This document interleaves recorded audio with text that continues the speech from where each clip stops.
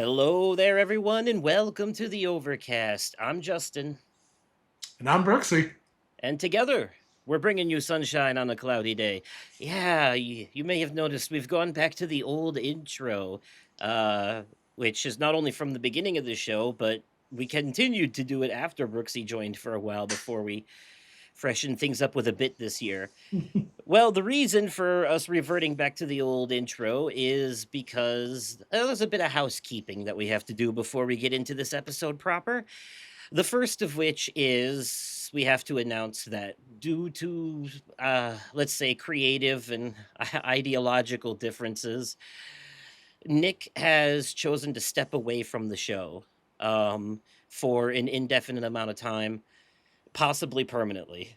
Um, it it was a mutual decision among all parties. So it worked. It in a way it works out. He will still, if you would like to hear him, he'll still be doing the wrestling show over on that feed. So he is the ringleader of that. But we wish him well in all of his endeavors, you know. Yeah, Um absolutely. it's I don't want I'm not answering any questions and I don't want anyone digging any further into it. It's mutual and everyone's happy, all right? Yep. Mm. But anyways, on that side, though, there is other news that goes along with that. And Brooksy, I believe you have a fantasy draft update for us. I do. I do. It feels like a great time for us to do this, anyways, since we are in mid year review episode. But given the fact that Nick has indefinitely stepped away from the podcast, we are going to continue on with the fantasy draft. However, we have a new player that is entering the chat and essentially going to be taking over most of Nick's original team. And that is everyone's favorite blue haired beauty known as Ryan, who has been a guest on the podcast multiple times in the past. Love him to pieces. Very happy and very thrilled for him to come and step in with us. So he's going to be taking over for Team Nick. Although it is going to be essentially Team Not Nick, it'll be Team Ryan. He's going to be taking over Lego Batman, Saros, Dragon Quest VII Reimagined, WWE 2K26, Pokemon Pokepia, and Pragmata. He did specifically request if he could have his team without GTA 6 attached to it. Not only because he felt like it was a little bit like cheating just based off of the excitement that if the entire world has around this game, Yeah. but a personal distaste towards Rockstar and everything they do and stand for. And truthfully, super respect you, Ryan, for that decision. I mean, even if I enjoyed those games, I still wouldn't take it. It feels too easy.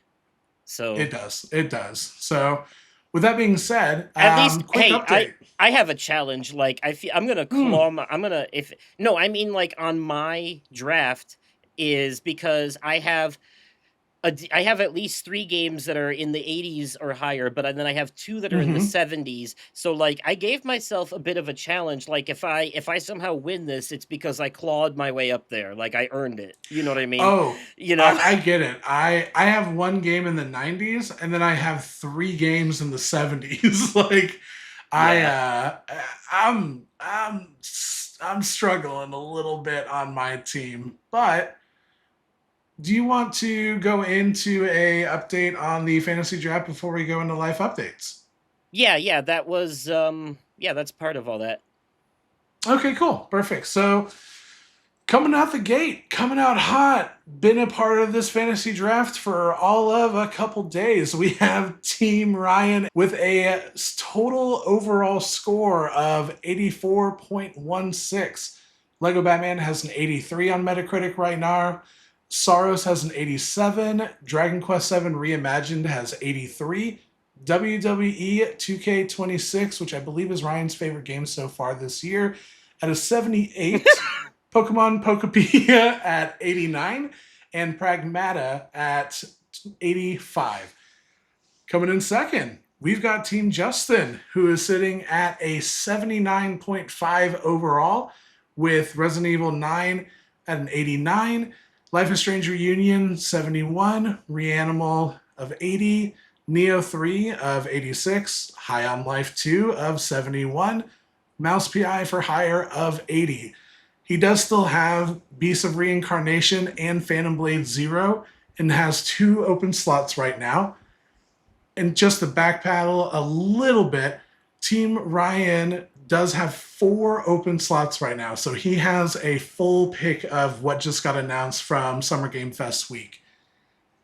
And then last year's champion, currently sitting in dead last, we have Team Brooksy, who has Forza 6 at a 91, Crimson Desert at a 77, replaced at a 76, and Super Meat Boy 3D at a 71. I'm hurting. I have also already filled out my entire team. I still have a shot. Not a huge shot, but a shot. Because I do have Marvel's Wolverine, Blood of the Dawnwalker, Control Resident, Silent Hill Townfall, The Eternal Life of Goldman, and Legend of Zelda Ocarina of Time Remake.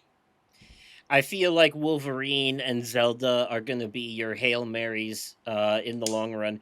Because That's the only thing keeping me alive right now. Because remind me, like, after we fill out the bench, all of that is being calculated into the winnings at next year's meeting, right? The entire Correct. roster. Yes. So okay. Because so the bench wasn't just for replacements for if games get bumped. It's all part of the score. All right. It's all part of the score. Exactly. So essentially on December 1st, I'm going to do a full tally of everyone's score and see who the winner of 2026 was. And we can all start getting ready for 2027. And you and I, Justin, have talked about some cool, fun things we're thinking about for the fantasy draft for next year. We'll be talking a little bit more about that in probably a few months, but stay tuned because it'll be fun not just for us, but for any of our listeners as well. Oh, and we do have one more thing with that, actually. We are offering ourselves one chance and one chance only to change our backlog game for bonus points. Yes. And I am changing mine because Cyberpunk 2077, as much as I intend on playing it fully at some point. There's no doubt about that. But I think I chose the wrong time. I didn't realize so many things were going to come out in clusters this year. So, with that in mind, February was surprisingly busy. So with that in mind, I've started playing Yakuza 0 Director's Cut, and I'm only in chapter 3, so I'm gonna go ahead and finish that as my bonus game. If I can get it done by next year's episode, then that will be an extra 10 points.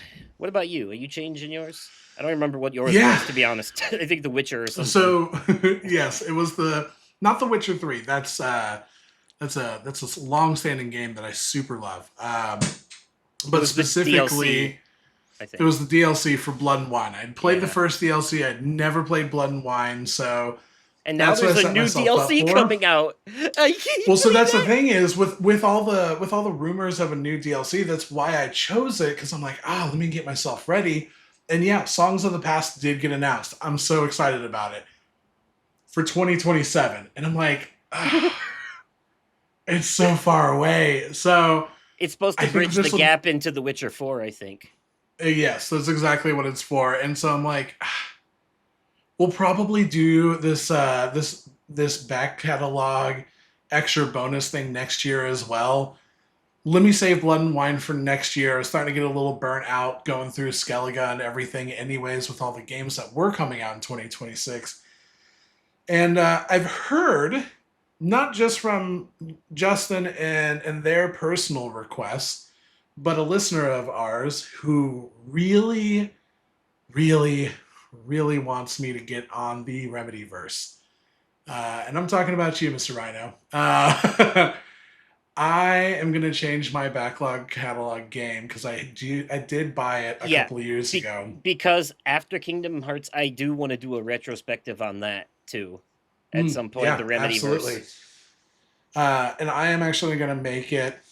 I've played a little bit of Alan Wake. It's a little even with the remaster, it's a little dated for me. So I'm going to do some Let's Play watches, and I'm going to jump right into Control. And so Control is going to be my backlog game for 2026. Better be my Let's Play.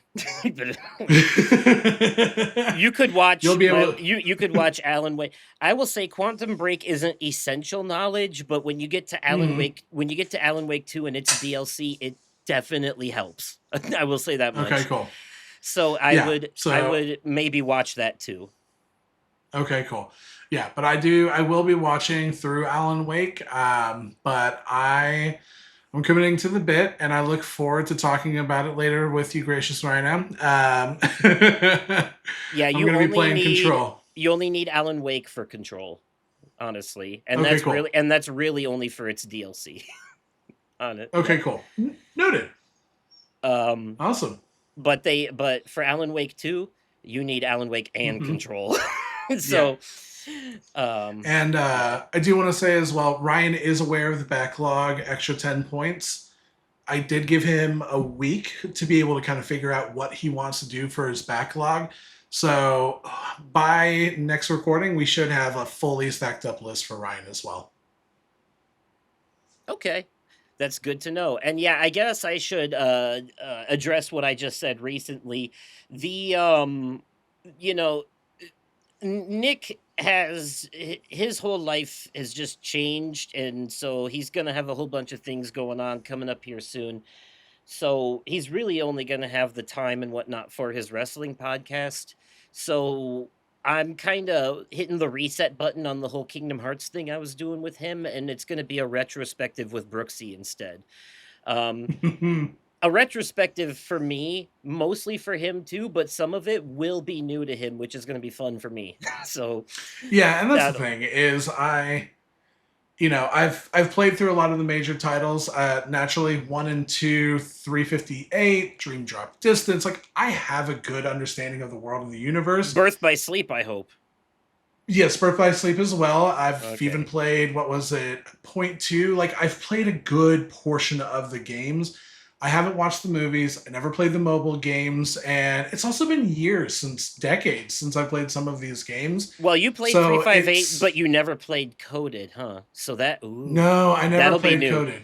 And there's a Yeah, movie version of that too. Because yeah, when we get to the DS games, I plan on covering the game. I plan on simultaneously covering both versions, the game and the movie, to compare the differences as well. yeah. You know. So, but yeah, it's been a really long time. I think both myself and Justin, and I apologize for my language, kind of shit our pants a little bit when out of all game announcements, out of all companies, Nintendo was the one to announce new content from Kingdom Hearts 4. Like we all saw the 1 through 3 and I was like, you know what? Super cool. It's going to be even better because it's going to be directly into the console. I'm excited for that. But it was like, I'm going to buy these games all over again, like the sucker I am, just for us to get the rug pulled from under us and get Kingdom Hearts 4. We talked about doing a, relook into the entire franchise. I'm super excited to do this with you. Yes, me too. I think that just about covers everything in that. By the way, this is a cursing Hmm. friendly podcast, right? Like it has been since its Oh, I inception. know, I know. Eh, I I mean, usually I usually try to there's wait an like 30 it, minutes for YouTube purposes on my uh, on my language. So that's why I was like, it's a little early. It's fine. I was gonna say over on Spotify and Apple we have an explicit E attached to us. Like, Mm, E for everyone. I mean, in a way, yeah. Listen, I don't control what your kids listen to. All right, do better at parenting. Yeah, yeah. God. Stop letting the iPad be the babysitter. Mm, mm. So, what's been up with you? It's been a while since we've had Oh a God. life update in an Yeah, episode. So, I want to say it's been like 2 months. I think, maybe. give or take, somewhere around there. Oh man, I've I don't had. remember the last normal episode we did, to be honest. So, Yeah, I want to say it's been about 2 months since my actual personal life update, and Ooh, I'm gonna try to fire through this because it's been quite a bit. I am gonna start with I am gonna start with the kind of a big, not kind of the big one, and it is a it's not a happy point. Um, Both myself and Sam, after 7 incredible years, we had to say goodbye to our pug uh, at the beginning of about 2 months ago, and I think that's actually a reason why I had skipped out on an episode. It was very sudden. It was nothing that we were really expecting. We knew that he had a heart murmur and that eventually things are going to start getting bad for him, but it was a literal overnight where we went to bed, everything was totally fine, and we woke up the next morning and he wasn't able to catch his breath, and we rushed off to the ER and had a very hard conversation with the doctor that was on site and reached out to a group called Pause into Grace that helped us with Turbo last year and brought Newbie home so he could be surrounded by his loved ones and by his brother. And it was a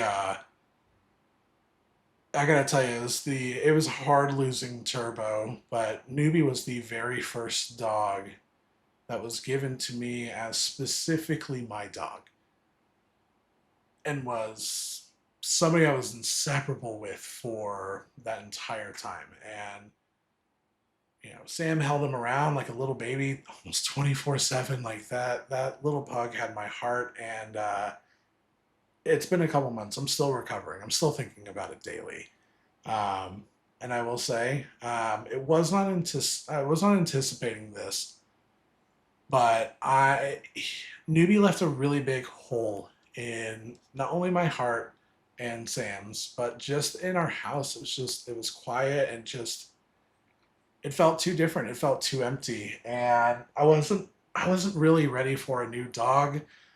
But just as a comfort thing, I just started looking through different animal shelters and just thinking of the future. And I came across this little Frenchie and just thought he was the cutest thing, cutest thing in the planet.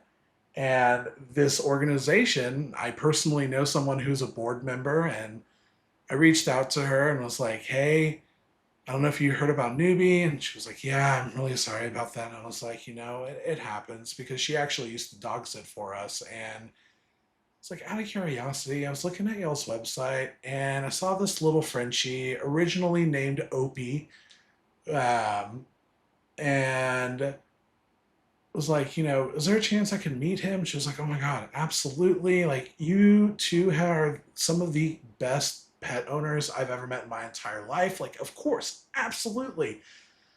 We went to go to the foster parent's house. A couple weeks later, he had to do some surgeries and he ran right outside. I tell you, I kid you not, full sprinted at me, just jumped up and with his two front arms, just hugged my leg and would not let go.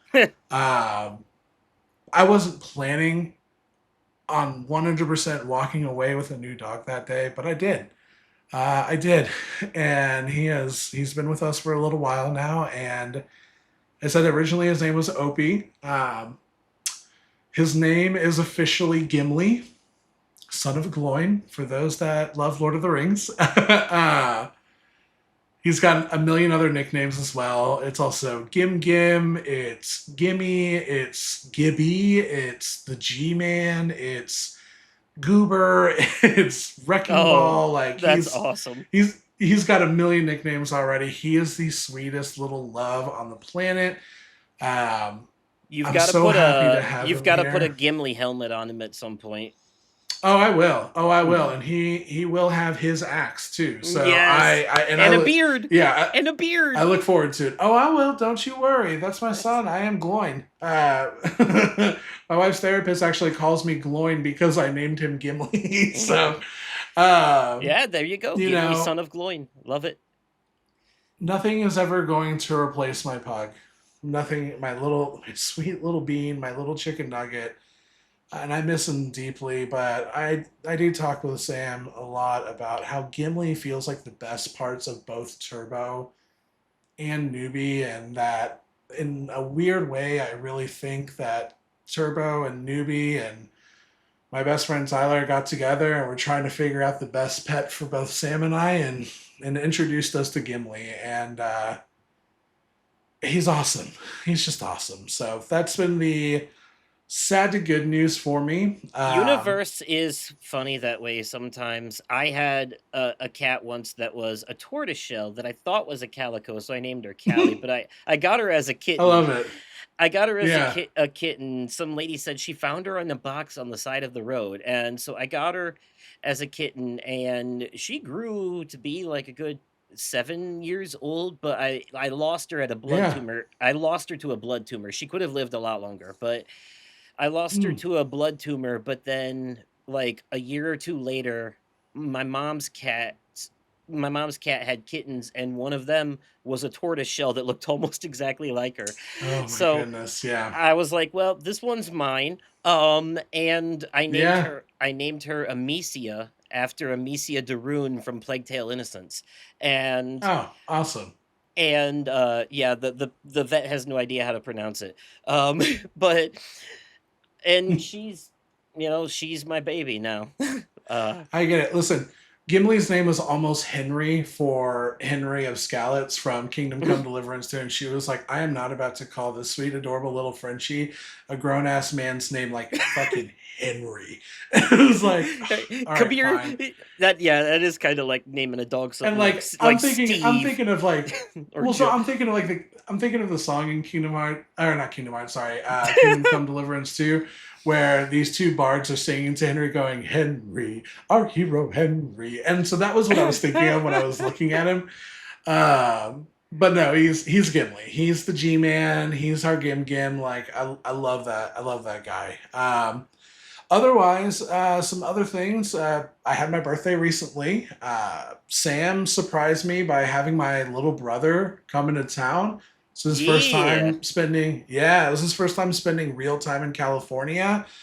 It's also the first time I've had anyone on my mom's side of the family come and spend time with me here in California since I've moved out here. So it was a really big moment for me. And And also we had a, happy belated birthday on behalf of the thank you. show. you know. Thank you. I appreciate it. No, we had a great time. I took him to some of my favorite spots. We ended up going and doing drag brunch for my actual birthday, and it Nice. was several forms of wild and awesome. And yeah, we had a great time. Really great just catching up with him. Sam also got me two other gifts that are awesome. I just got to do one of them, which is I went to go see a bucket list artist of mine named Grizz. He is someone I've followed for years. He went on hiatus. He just came back, and of all places for him to come to, it was at the San Diego County Fair, which was like he was he literally the day before him playing at the San Diego County Fair. Now, granted, the stadium that the fair has holds like 20,000 people or something like that. Like it's a big stadium.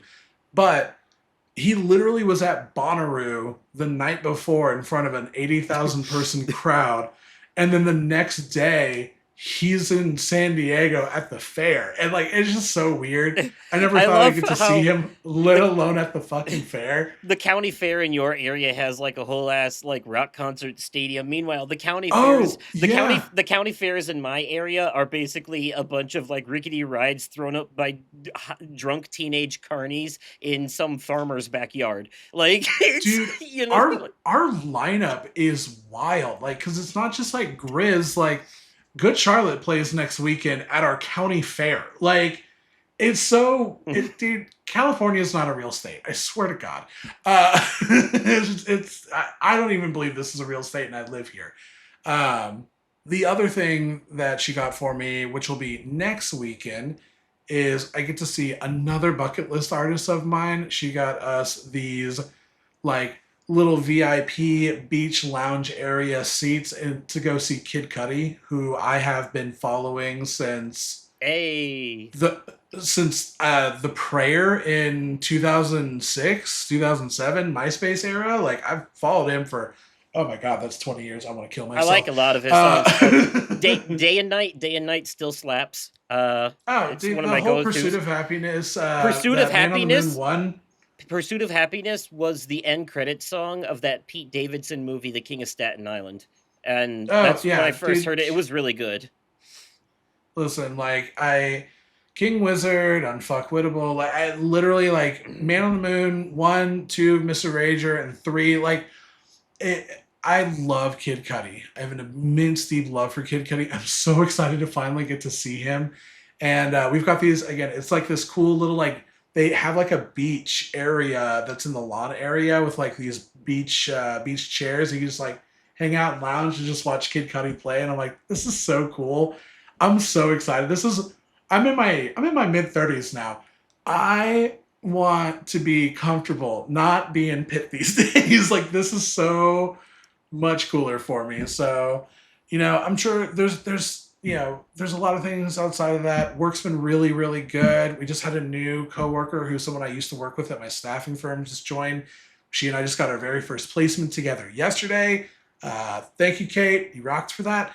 Um, yeah, like everything's been going well. I had one heartbreaking moment, but otherwise things have been pretty solid on my end. But I've talked a lot, Justin. What do you got on your end? Um, well, one of the things that I've been doing, shout out to the YouTube channel Tom Lazan. That's Lazan, because he has this series Mm-hmm. called uh, "Reviewing Every Final Fantasy or I Die," also known as Reefafoid. Uh, and yes, I had to pronounce both F's. Stupid. It's so stupid. um, but anyways, though, I it, it was like a whole bit that he did, and eventually, and he got Ben Starr involved later, I think through Cameo. And Ben Stars on everything, man. and it's so funny because the first video is from like 5 or 6 years ago, and he was like, "I'm gonna try to play through every Final Fantasy, and my goal is to play all of them before Final Fantasy VII Rebirth comes out." Mhm. He did not manage because it wasn't just all the numbered titles, it was all their sequels, spin-offs, like side games like the Crystal Chronicles series, World of Final Fantasy, Dissidia, the whole franchise, not a Oh, okay. So stone like left unturned. everything. Yes, Yeah, yeah. like Chocobo's Mystery Dungeon and stupid shit like that. Like, Okay. yeah. So even the mobile games, I shit you not, the mobile games, the ones that were still alive at the time he got to them anyway, because he did them all in like release order as well. Hmm. So, but he did do like the most updated versions of each game, even when he got Well, to that's them. good. Yeah, yeah. But it was fun. That got me through a lot of work, which has been a nightmare lately because we have at the same time the pecan chicken salad sandwich and the cheesesteak at the same time. And when I tell you Is the that pecan chicken salad sandwich even good? the public seems to think so because it is going I like just they're ordering it faster than we can make it, and we here's have to hand make it too. All the celery, apples, and grapes are chopped really, by us. Yes, really. we I would have never like. No offense to the Arby's gang, but like, I just at a fast food place, I wouldn't expect something like that actually made from scratch and in house or anything like that.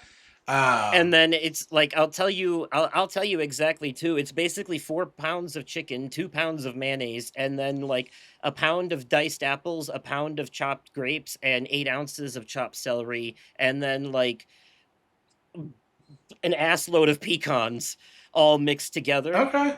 And then it's like, and I it's mean, all portioned into 6 inch portion or 6 ounces, 6 ounces per sandwich. the So two to one ratio for mayo is just insane to me. Sorry, that's so much mayonnaise. it is a lot, but I just that's the base of everything is the mayonnaise. That's what makes it the creamy salad, you no, know. yeah, yeah, yeah. I don't know. I enjoy chicken salad. I enjoy tuna salad, egg salad. Like I enjoy all of those things. I just would have never thought to go through a drive-through for chicken salad or something like that. So that's why I'm like, does it sell well? Like, Chicken salad sandwich. Well, okay, does it sell well? We've ran out of ingredients and had to buy them from the store multiple times because they won't just be like, "No, we're sold out." They will go buy the shit to keep making it because money. Like, yeah, that's fair. God, and really? Okay. that has led to All some right. crazy situations where like we ran out of wheat bread because that's what it goes on among a few other things like the turkey bacon ranch, Hmm. and so we had to get wheat bread from the store, but of course it's not the same bread, and like we Right. had the store bought bread around a time when the sandwich started, so that was someone's first experience with it. So when they came back and got it again when we had the correct bread, they made a complaint that the bread was worse. So and it's Man, and it's like the that's bread they hilarious. called, they're like the bread was different, and they explained it to him. They're like, yeah, there was a mix up at the warehouse, we didn't have the right bread. And because they're not going to tell them we bought it from the store, but it's Right. Yeah, yeah. but they were like, and they're like, oh well, I like the other bread better. You know, Customers, so they do have wild complaints sometimes. listen, Like you I'm easy. I want my beef and ched, and I'm good. in Like, in fast food, most places it's no secret that most of the stuff they get is pre-cooked and frozen, and it's just reheated when you yeah, order it. yeah, Like yeah. it was cooked before they put it on the truck and sent it to the restaurant. You know, Right. Yeah, yeah. and that's the case for literally everything but the roast beef for us for the most part. Well, and obviously the chicken that goes in the chicken salad is because obviously you can't eat it raw, but it's not heated up either. It's cold chicken Yeah. in the so Okay. um so the burgers are in this category too. They're pre-cooked frozen burgers Hmm. that we cook, I shit you not, in the deep fryer. Um yeah. Uh Really? yeah, and then they get finished off in the microwave like for the last little bit. Now we had somebody say that the burger wasn't cooked enough, and they were like, "You're gonna make people sick," and they're like, "Sir, it's pre-cooked. It's not gonna like Yeah. if you want it well done, you have to ask for it well done. Like that's we have to put it in the oil It's longer if you want already, it well done." no offense, it was already cooked, and then you threw it in the fryer, and then you microwaved it. That's as fucking. I'm sorry. That's as well done as it gets. Yeah. Like, what? What? Yes. My hockey Yes. puck still bends. Cook it longer. Like, Jesus Christ. I Oh know. my God. Yeah, Okay. we get the wildest the wildest customers, but yeah, and well, and the cheesesteak is super popular too, but it's good. The cheesesteak is good. I've It's heard good Angus things. beef. Yeah. There's Um I follow a lot of foodies on TikTok, and most of it's like people trying out different local things. Like there's somebody I was following mentioned this place called Falafel Heights here in San Diego, and mm, it's Palestinian food, and it's owned and operated by a Palestinian family. And Sam and I actually went there before we went to the fair. I never thought I would say this. I love falafel, but like falafel's kind of falafel. It was a life changing falafel, bro. Like my third eye opened after I took a bite of that falafel. Like I bought a hat from them, and the hat is just a black hat with a bowl with some falafels in there, and I it will was wear it like on the next stream. I will so it's wear it on like the next episode. it was like the end of Doctor Strange Multiverse of Madness. You were just walking down the street and the falafel just hit you different, and you're like, Oh my god, ah, it's and the so third good. eye I'm just sorry. comes. You know what? No, when we cut and come back, I'm getting my falafel hat. Oh God. I'm just trying to think if there's anything else I've really been up to. I mean, listening to that, I've been going down a rabbit hole of like YouTube video essays that are long enough to listen to while I'm working on an earbud, get the time, Mhm. because I hate like listening to a 20-minute video then having to like, pull my phone out like I want something that's long so I don't have to worry about it. And Yeah. I've been going down a rabbit hole of like persona video essays and different stuff. And then most recently I listened to an 8-hour long chronological explanation of the entire MCU. um It took a couple days to get through it, but it was fun. It actually Okay. helped Hell yeah. refresh my memory because we'll talk about it later, but there's some things coming out this year I'm looking forward to, and I wanted Yeah. a refresher. So, Yeah, I got some things on my list I'm looking forward to this year. um, but yeah, that's more or less been it for me. Just super busy work and me not doing much else but like playing games and stuff, which Yeah, I'll talk fair. about soon. So, alrighty then, let's talk about. Well, this is our mid-year review episode, so that's what we're gonna do. We're gonna do our mid-year review. Although it really kind of turned into a mid-year review slash refresh plus fantasy update, didn't it? Like, Yeah, I kind of did. That's all right. that'll be the title then. Um, but yeah, where Our do we want mid-year to? mishmash. Where do we want to start?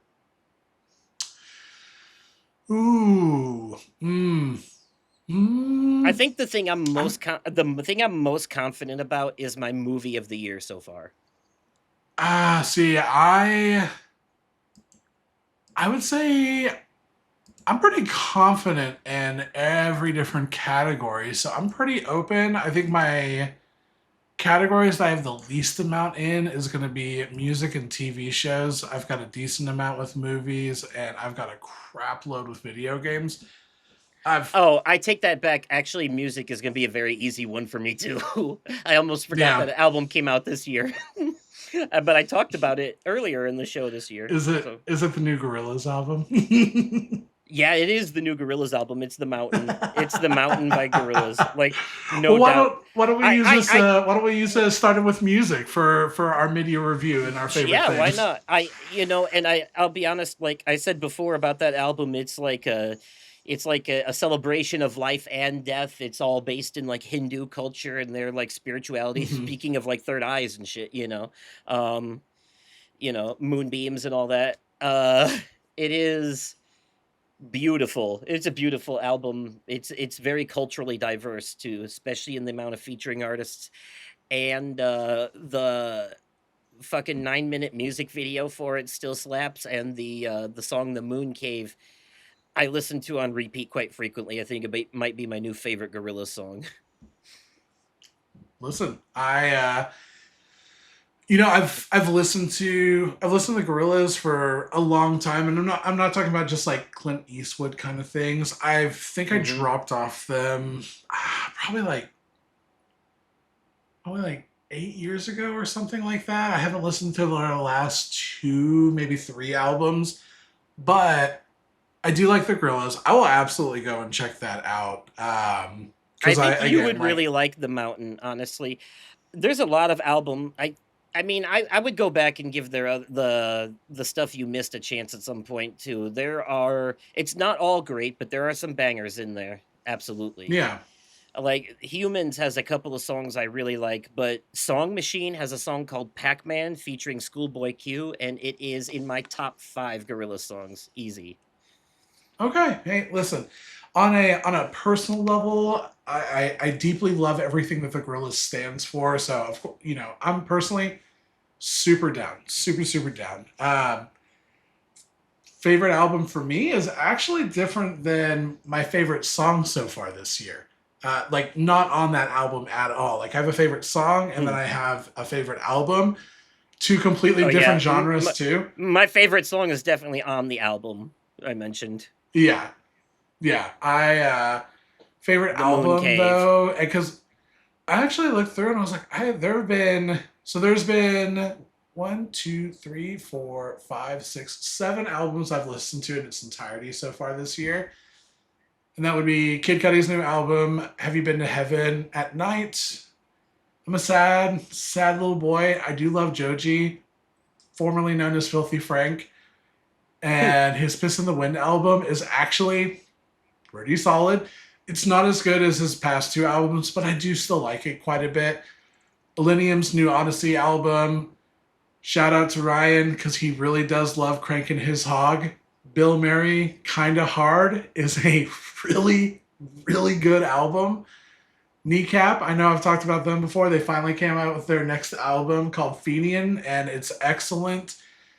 And I still feel it still doesn't feel real saying this out loud. I have been a fan of Oliver Tree for a long time now, ever since Ugly is Beautiful originally came Oh out. yeah, that's the guy who And passed away I recently, right? yeah, he came out with his newest album, Love You Madly, Hate You Badly. I want to say like a month or two ago, and it's an Oliver Tree album. It's very solid. I do enjoy it. I remember seeing the news break on social media, and I'm like, he is a troll as far as trolls can humanly possibly go. So when I saw them, like, this has got to be a bit, right? Like, this this can't Uh, this can't be real. Like he does the stupidest shit all the time. There's that's what I no want. way that That's what this I is want people real. to. That's what I want people to think when I go. Like he was a jokester, Yeah, and I'm he's like, definitely pulling our leg. yeah, like I thought he was literally yanking everyone's chain, and then like Baby No Money and all these different artists start writing like essentially like their own version of an obituary, and Subtronics is going out on stage and having his music videos playing in the background as a tribute. Kid Cudi also did a tribute in his last concert, and I'm like, no, he actually passed away. Like he was only 32. Like he's younger than both you and I. It's just wild. But I, I don't know if it was real or not, but I saw this like funny text going around where this girl was telling her mom that her and her husband were sad because they were fans of Oliver Tree, and they're like, Oliver Tree died. yeah. And the mom, being older and all that, bless her heart, she was like, "Oh, I'll get you a new tree from the nursery," because she thought it was like an olive tree that died. No, no, no, no. Yeah. Oh God, it's just so wild. I don't know. It still doesn't feel real, but it very much looks to be legitimate. But favorite album though, it's an artist that I just got to see. It came out. This album came out 2 weeks ago. It's literally just been like an earworm for me. Like I can't. I have listened to the album from cover to cover, I think, every single day for the past 2 weeks. And so it may be just recency bias, but I'm just obsessed with it.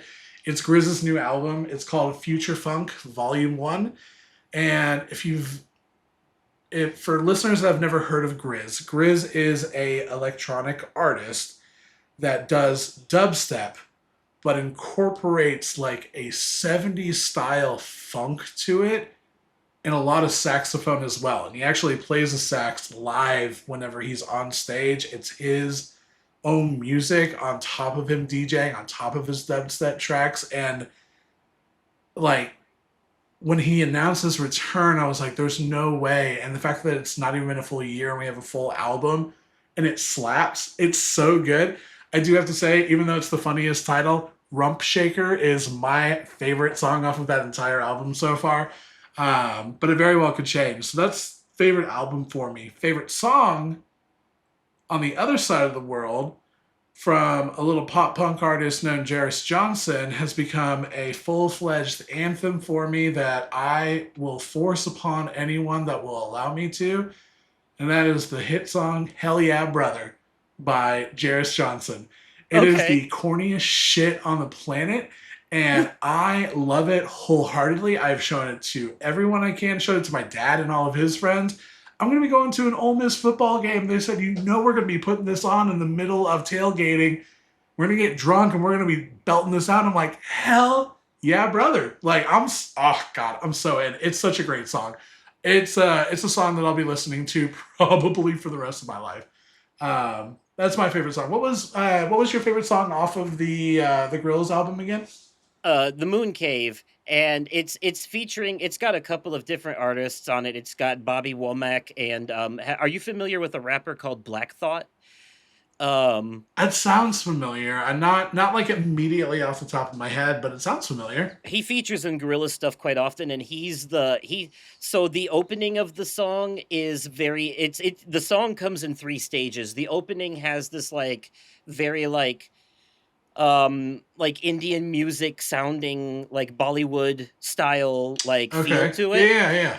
and then it transitions into like a pop song where Tootie is doing the vocals mostly, and then Mm-hmm. in the third act, and like this is represented like in the music video when they're doing the pop song, they're all walking through the forest and stuff, and in the third act they get to a cave, the moon cave, Mm-hmm. and there's like all this like symbolism of different things and stuff, and Black Thought comes out and starts rapping as this like overseer as they're traveling through the cave, and it's really cool visually. Everything turns blue, and it's I love it, and it's like my favorite part of the song itself overall is when he comes in and starts hitting it.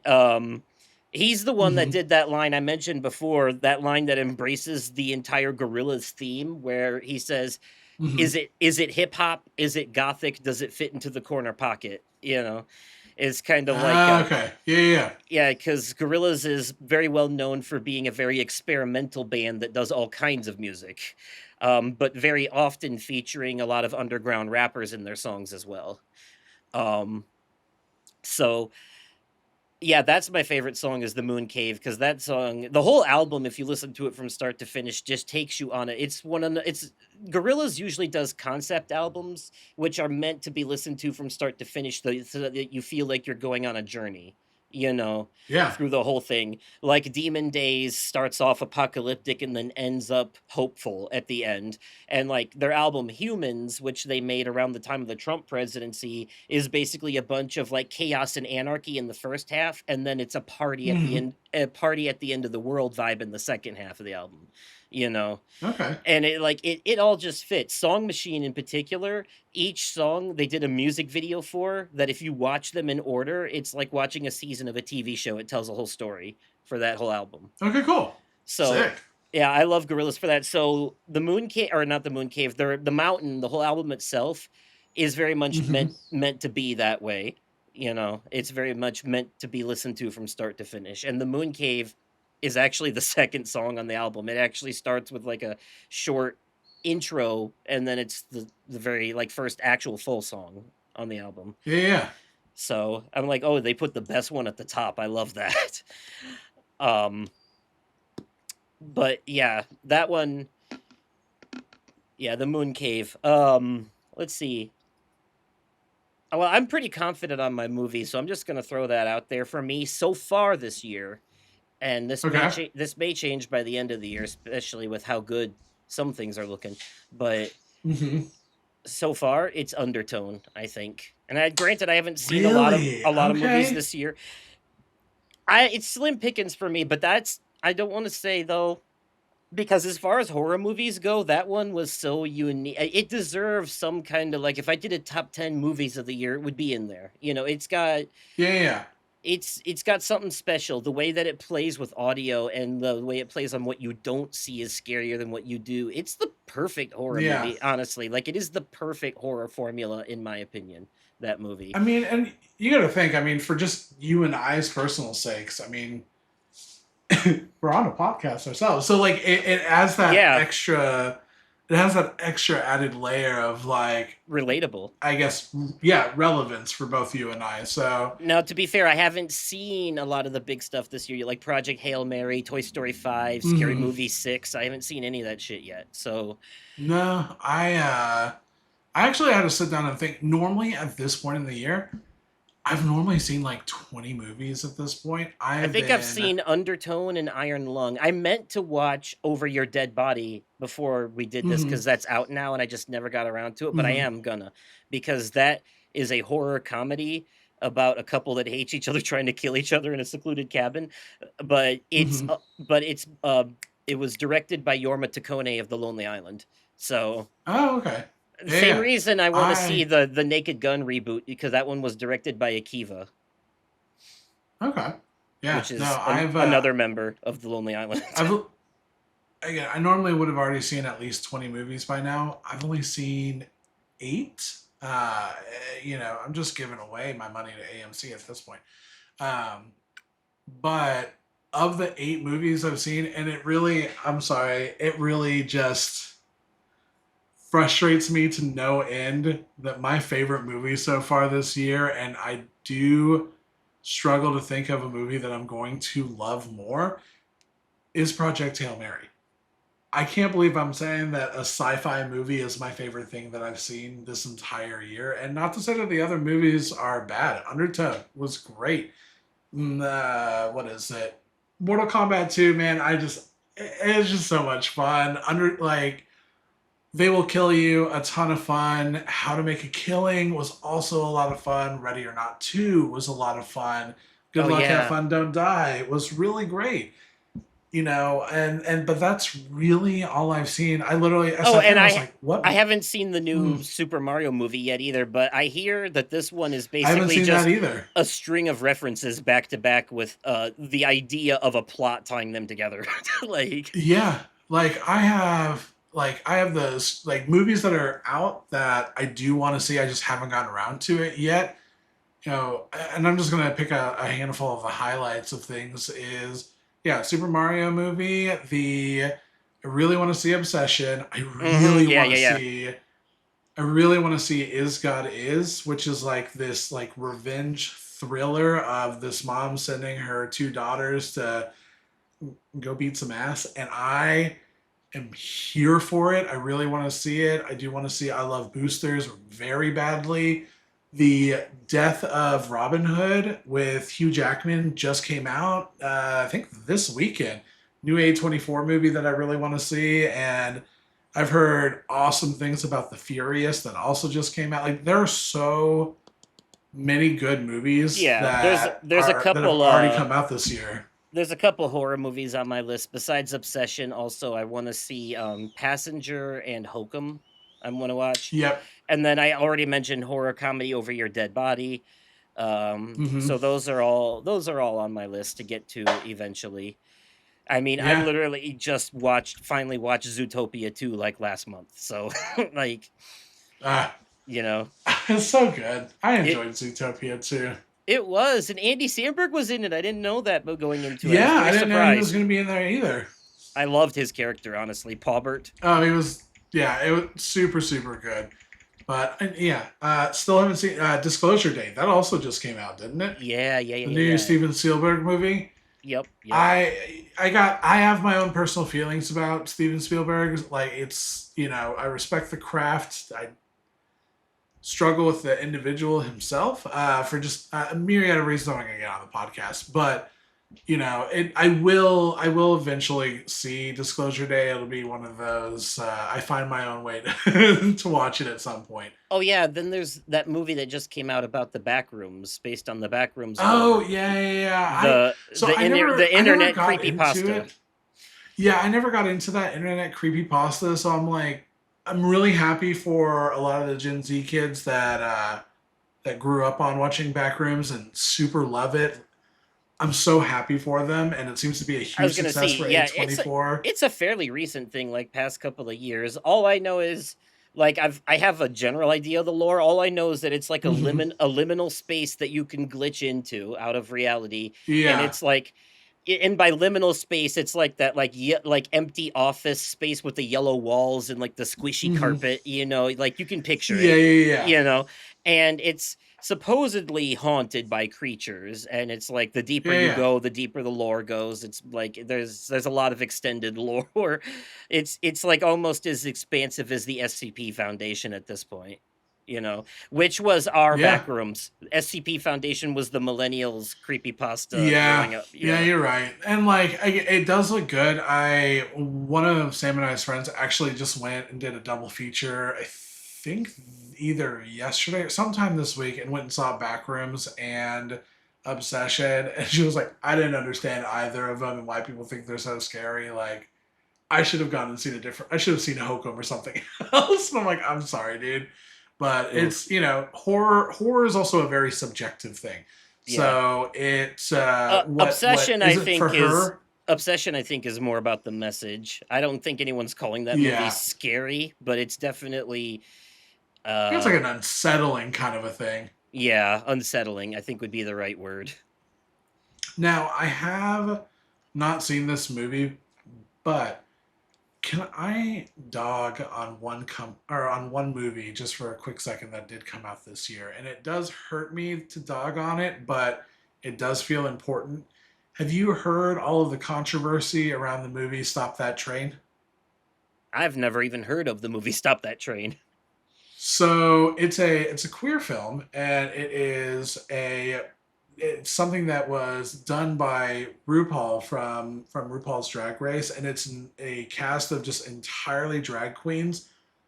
And on paper, and it's like some kind of like thriller of like a train that's going too fast. They're trying to stop before people die. Like a horribly campy, dorky, cheesy movie. And I was truthfully super excited about it because I do love drag a whole lot. This movie is like to the brim filled with as much AI slop as humanly possible. Ah, Like to the point where they show the train going across a bridge and there's no support beams at the bottom of the bridge. It's just floating in the air and like obviously like really poorly made by AI. The director doubled down on not using AI, and then after doubling down on that said, "Oh, well, none of the ideas were created by AI," and then went even further deep down and was like, "Okay, yeah, we used a bunch of AI." And it's just like, what the fuck? and it sucks that it happened. Like again, it was a low budget queer film, but it starts with it starts with things like this, and it just when I saw that, I'm like, I it makes me just very weary of what we are to see and expect over the coming years because it's starting with low budget films, but eventually it'll creep its way up. So I think I know my TV show. Unless you had anything else to Okay. say in the movie department, No, I'm cool. I'm cool with moving over to TV shows. so I'm gonna go with season 2 of Daredevil Born Again, I think. I Okay. mean, you Okay. might be asking yourself, is it that good? Well, I'll put it to you this way. When it first started, I watched the first 2 episodes as they came out, and then I kind of stopped for a while. I finally got back to it Mm-hmm. the other day. I watched episode 3, and from there, Mm-hmm. I just binged the rest of it in one sitting. Like I couldn't help myself. Every episode, the way it ended, just kept me engaged to the point where I just had to keep going and going. It is so good. There's a lot of things. They bring Matthew Lillard into this season as a CIA agent, and Okay. he is hilarious. I love his whole attitude. Okay. He has no problem standing up to Wilson Fisk either, which is great. Um, and Bullseye has a pretty prominent role this time around, and he's the best he's ever Mm-hmm. been. It is really, really good stuff. It being officially part of the MCU now does not stop them from shying away from the gore. It is still very bloody, which I appreciate. Yeah. Uh, Yeah. nothing, nothing has changed really in that department, and it is just as good as it was back on Netflix. Honestly, the new show is just as good as its predecessor. And I don't want to spoil anything, but I will say for people who have been hoping that they would start bringing back some of the other Netflix characters, you're going to want to watch this season. That's all I'll say. You're going to want to watch this season. So it is, and also the fucking parallels with shit going on in reality is insane. And I know that they like wrote this way ahead of time and it's based on a comic storyline, but it is almost impossible to ignore how Wilson Fisk's anti-vigilante task force running rampant in New York and just kidnapping people and throwing them in cages is a direct parallel for what's happening in real life. It is insane, the timing, quite frankly. And Wilson Fisk himself is pretty evil. I'll just put it that way. He's running the city of New York very fascistly. Um Okay. yeah, this is a show where some people you care about might die. You know, they don't shy away from it. I like how dark the MCU has gotten post Endgame, quite frankly. Like Yeah. every Okay. everyone's Cool. everyone's fucking angry and depressed, and it really shows in Yeah. the I need things to. themselves. I need to watch Daredevil because I still haven't watched either of the seasons, and you've had nothing but incredible things to say about both. So Yeah, I need to get into Daredevil, that. when they say born again, boy, do they mean it. They hit the ground running and didn't stop. This is a fantastic reboot. And Okay. canonical reboot even because all the shit that happened on the Netflix shows still happened. So and it is really good. Yeah, Oh so yeah. season 2 of that, some close contenders though. Season 4 of Invincible, season Okay. 5 of the Boys for the most part. Yeah. I would say. I quite enjoyed that. So I haven't watched a lot of other like new shows. I haven't started the new season of Rick and Morty yet. The new season of Family Guy started off strong, like really strong. Um, and then it just kind of like fell flat on its face a couple episodes later and did Mm, not pick back up. Also, you can bummer. tell they're running out of ideas because they did like fucking 4 anthology episodes in one season. So Okay. yeah, and I normally like those kinds of episodes, but I like them as a little treat sprinkled here and there, not as the main course all. Yeah. So, Yeah. uh but yeah, season 2 of Daredevil Born Again for sure. I haven't watched Wonder Man yet, but that's on my list. I'm going to get all caught up on the MCU before Doomsday. Yeah. Makes sense to me. So, what about you, TV wise? Season of a show? Uh, I truthfully have been kind of kicking back and forth between two. Honestly, I can't believe I'm saying this because I've been such a hater of Game of Thrones ever since the final season of Game of Thrones. Dude, it's a Night of the Seven Kingdoms. I Oh, okay. loved loved the Night of the Seven Kingdoms. It is very much a. You've seen the movie A Knight's Tale, right? With like Heath Yes. Ledger and all of that from Yes, yeah, yes, okay. yes. Think vibes of A Knight's Tale, but set in Westeros.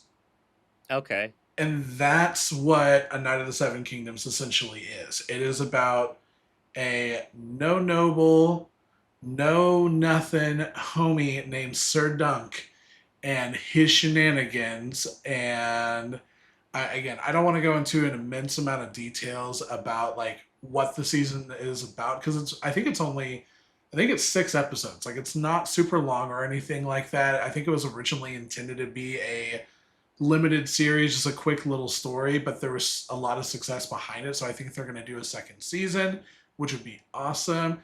I love Sir Dunk. I love Egg. Yes, and there's a character named Egg, and he is my dog. Um, it Mm. I don't know. It just felt very homey, and it was hilarious, and it was heartfelt. And I will tell you, the season finale, the last episode, was the most Game of Thrones that Game of Thrones has felt since probably like season 5 of Game of Thrones. Like, yeah, it. I felt more hyped watching. I don't want to say more hyped. I felt as hyped watching that season finale as I did watching Battle of the Bastards. Like it was just such a cool moment for me, and it was just so well told, and it just I don't know. Now, granted, I haven't watched Battle of the Bastards in several years, but just that level of like hell yeah, let's go that I just haven't felt in so long, and it really actually made me feel like Game of Thrones is actually making a real comeback. And if you've watched any of the original series, highly recommend it. Just think of it as just like a fun side quest within the realm, and you'll love it. You'll absolutely love it. Close. My close second was season 3 of Shrinking. I've just loved the show. It just keeps getting better. I'm super excited they've announced a fourth season. I haven't really watched a whole lot of TV shows. It's just been like that. I did really enjoy the or series finale of The Boys, and I do watch Bridgerton, and I am a fan of Bridgerton. I'm not gonna lie. I do enjoy my little spicy period piece TV show that Sam and I will watch and be all giddy about. Um, season 4 was better than season 3. They did such a disservice to my girl in season 3, but it still was not nearly as good as season 1 or season 2. And Malcolm in the Middle, Life's Still Unfair. I did watch I think it's like 4 episodes.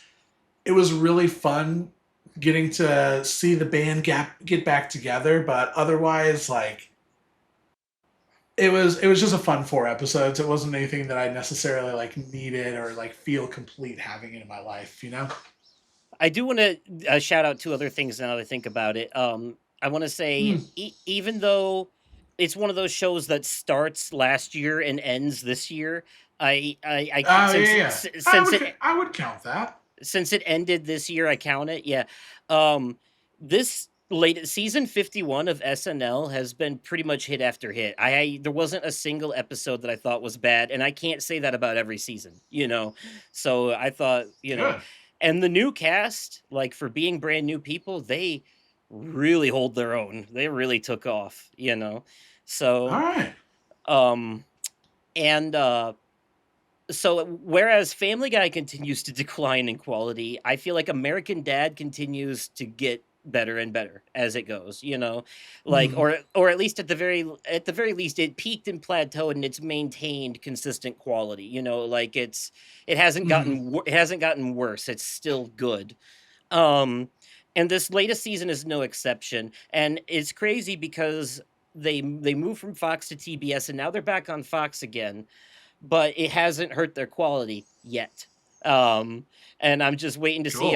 if that other shoe drops later down the line. But so far, this current season has been great. And to give you a prime example of that, there is like one of the most genius episodes they've ever done where Steve's bully is like a professional gaslighter. He's got this thing where they're on a ride together that Steve was too small for, and he makes him go on it, and he gets kind of tossed around and stuff. But he ends up like Steve ends up like falling out of the door of the ride, and the bully saves his life, and it makes him like the town hero. And Mm-hmm. he's like, "Oh, I have a whole new perspective on life. I'm gonna start doing good things now." And like everyone but Steve is not buying it, or is buying it.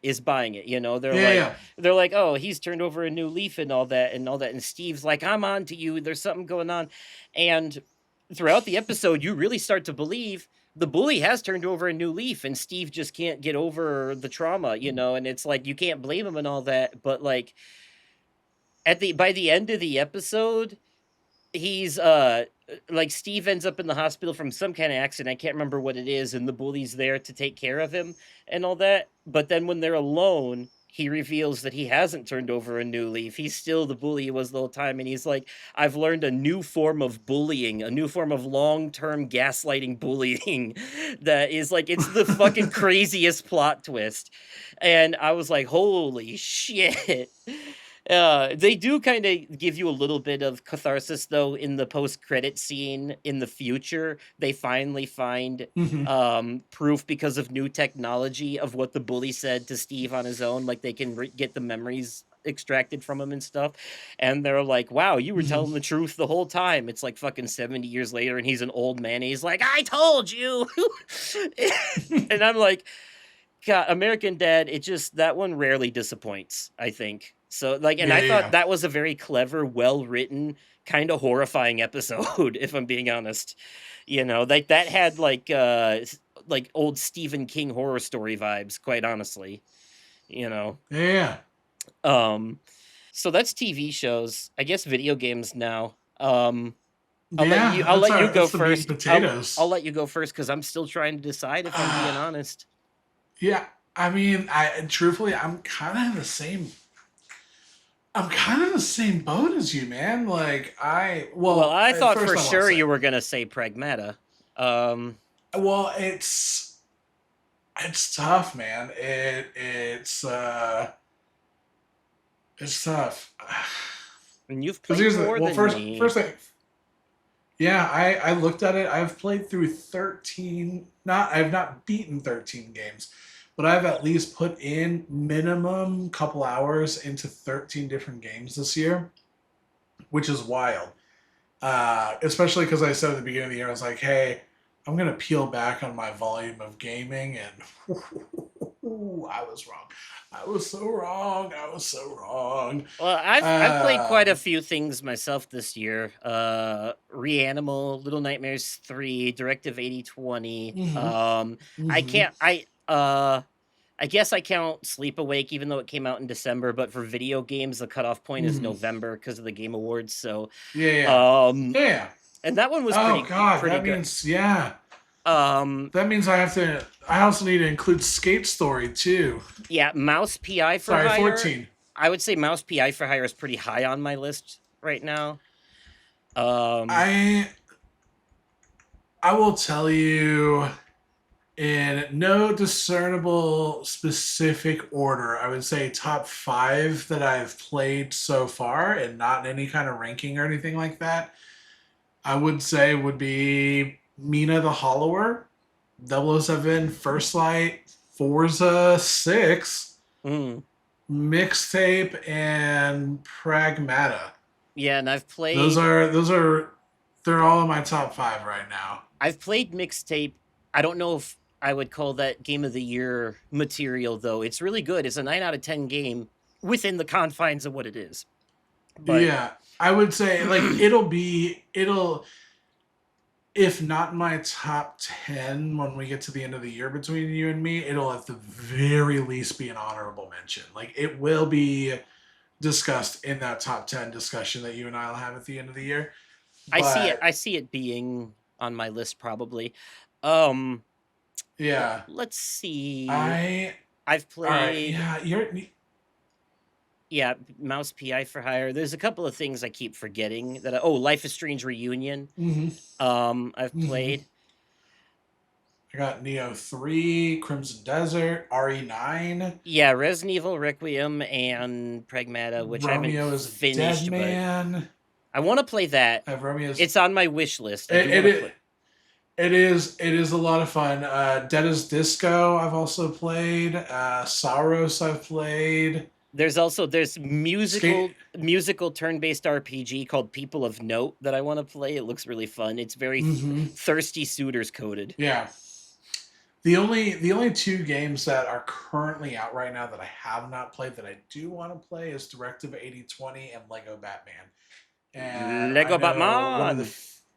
Yeah. I know one of the few, which is funny because I know one of the few games you haven't played that you do want to play is 007 First Flight. We've got Yeah. fun chats after our topic today. Uh, Yeah, because I need to I do want to play that so bad. I hear it's been it's for fans of it's been a good Hitman and Uncharted. yeah, it's been a really good first half to the year. I mean, the second half of this year, unequivocal, like we have so much shit going on, especially in August, September, October. And don't get me wrong, I am incredibly excited for November. Did you see the new Barbie game that's coming out? I don't know any other game that's coming out in November worth of note. Oh, I Right. lied. Sorry, the Godzilla remake that they're doing, the Godzilla fighting game. Actually, Yeah, I that's think also in November. there might be a couple of indie horror games on my there might be a couple of indie horror games on my radar in October and Mm. November I did area. play. I I know. did play that demo for Silver Pines, by the way. Oh, nice. And Yeah. by the by actually I should recommend to you as a fan of Kingdom Hearts and PS2 era 3D Hmm. platformers, you should play the demo for Dusk Fade. It is inspired I by have. I have. It oh, you was. It have? was fun. I enjoyed it. Oh yeah, I Okay. played it during what was it? The Steam Next Fest. That was Oh, back in February. I played the first demo for it, I got lucky and because this really, demo's on really fun. PS5. It's like a 2 hour demo, and they put it on PS5. Yeah, it's no. It was. I was And very surprised. I was I can pleasantly impressed by it. I can see the inspirations. I definitely see the inspirations. Your character's health bar and weapon just barely skirt by copyright infringement, honestly. Yeah. Oh, I You agree. know, I literally like that is we have Square Enix at home. That is what that it game is. is. But they said But it's also it's inspired mostly by Kingdom Hearts, but also Jack and Daxter and Ratchet and Clank. That was their three big inspirations, they said. yeah, And I see it. I you know, 100% see it. all right. I'm gonna call it. I'm gonna call it my favorite game so far this year is Pragmata. It is Pragmata. It is Pragmata, and I Not loved not every Crimson single moment Desert. of it. It's not okay. Here's the thing. I did go back to Crimson Desert, and before anybody shoots me in the comments or anything like that, uh, I I'm here to stir up swapped trouble out today. my. I know. I swapped. So I swapped out my GPU on my PC and moved away from Nvidia Hmm. because Nvidia doesn't like to play nice with Linux, and moved over to a AMD 9070 XT, which is awesome, by the You way. have told this And story when on the show. I don't know if you remember or not, but you I have. have Yes, back in okay, our, and I I think it I was I in our got RPG I have episode. the They gave you a free copy okay, of the cool. game. They gave you a free copy of the game with your new Yes. graphics card. Okay, cool. I do remember I'm that. sorry. I have the memory of a corn pop. I apologize. No, it's And okay. It's okay. But but I played like 5 more hours, and it's just like you know that SpongeBob meme of soiled it, soiled it, soiled it, soiled it. That's like even though they have removed the assets, like that's all I can think of when I'm playing Crimson Desert, and fair.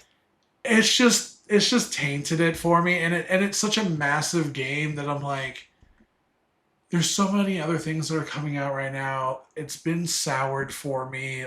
You know, I don't think I can continue on with it. So it is a DNF for me right now. I did enjoy what I did play of it. I do think the world is really cool. I think if you've never touched it before and you are playing on PC, no offense to consoles, it's just there's that game is very demanding. It it is a really good game. It really is. But Pragmata, I know we've gotten a lot of father daughter trope. This one just felt, and I say that like The Last of Us and things like that. Yeah. This one just felt really wholesome, Yes. and the story was riveting, and the gameplay loop was so creatively different, and it felt like it was going to be a lot just from watching trailers of like, I don't know how this is going to work. And it's so intuitive, and the game is just stunning, and the level of detail they put into it, you know, the level where they tried to make everything look like it was procedurally generated by AI and just painstakingly made to look like AI made it when it was handcrafted by humans is a marvel. And I laughed in this game. I cried in this game. I ugly cried in this game. And I was like cyberpunk edge runners cried in this game. And I think there is going to be a game or two that by the end of the year may beat this game out, but it's just chef's kiss, man. It's just so good. So, since I haven't gotten far, like, it is really good, and it probably would be mine too if I had finished it by now, which I still haven't. I'm just slowly picking at different things here and there. Ah, I dude. I am jumping between so many games right now. I Um, know. It's only like but 15 to 20 hours long. It's not a no, crazy lengthy I game or anything like that. but so I think so far, and this is definitely going to change, and it's definitely going to change by the end of the year, but so far I'm going to have to go with Resident Evil 9 just because I know it falls apart a bit in the second act, but I think it has a really strong first act and a decent third act, you know. I like the arc. I like the arc. I hate everything about Raccoon City. Well, not everything. I hate a lot of things about Raccoon City in that game. Um I but man, but at some points I couldn't tell if I was playing Resident Evil or if I was watching Fast and Furious. I was there for it regardless. Though it's just insane, man. I I was loved like it though.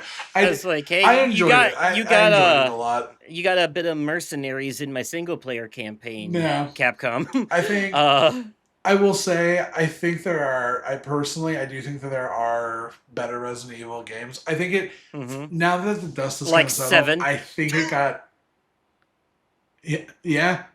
I just now that dust has settled, I really do think that the critics and players glazed it just a little too hard. I don't think it deserved nines and tens across the board. No, I it think it was solid eight territory, but yeah, it was a 9 for me at first, but I ended up on subsequent playthroughs after the initial what do you call it, honeymoon phase wore off. I started to notice right. And that's some what I was of saying. Like now that the dust has settled on it, yeah, yeah. subsequent, the more you the play through it, the more you start to notice, and it's like, okay, maybe it's more of an 8.5. I don't want to drop it too Yeah. much Everybody because just it is a very strong first act though. Like the whole hospital area yeah. is mwah, like perfect.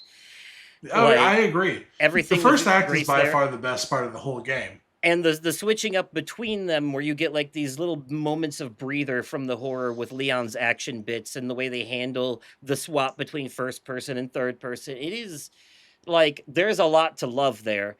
It's Yeah. just certain aspects of the narrative in the second half of the game that start to really fall apart, and a little bit of Yeah. the gameplay too. Raccoon City is just too long. The part where you're going around looking for all the parts to build the bomb just takes way too long. They Oh drag it my on. god. They drag it Oh my on god. too long. It was just yeah, I will tell you that that whole thing was just beyond frustrating for me personally, and I was just tired of it at that point. But But I don't know if there's it's anything else that really beats it out in terms of amount of fun I had with a game this year quite yet, honestly. just wait until you finish Pragmata. No, I will. Yeah, that's what I'm Just looking wait. forward to. Honestly, that's what I'm. That's Yeah. what I'm looking forward to in it. I just haven't like quite like I like all that like Directive 8020 and Reanimal and Mhm. all this other stuff I played this year. They're all great. I like them a lot, but there's just none of them quite reached that threshold. They all fall just short of that threshold that really like Yeah, makes sense hit to me. hits that like peak of entertainment for me, you know. Yeah. Although there is a No, it lot makes to sense to me. love there. Um and maybe So, I'll feel and I differently about games like High on Life 2 after I finish that as well, stuff like that. yeah, I do want to just like give just a little extra love, and I hope to go into like more of a full review later on down the road. I can't recommend it specifically to you, Justin, but for those that love a solid challenge in a game, my God, can I please recommend Mina the Hollower, because the Mm. Meta, Metacritic reviews are very real. Like if you enjoy that kind of like Pokemon Red, Blue, like kind of 8-bit style artwork, and you enjoy challenge of a Souls Light, this game is so for you. It's $20. It's got a good amount of content to it, and I'm in love with this world. I'm in love with the fighting mechanics. Like it is just so fun to me. I play it on my Steam Deck, like, and I get a solid 90 frames per second on it, like, and it's just it's just awesome. It's just awesome. Like, spend the $20 if you like a hard game. If you like stuff like Blasphemous and all of that, like, it is such an easy yes. Couldn't recommend it any further.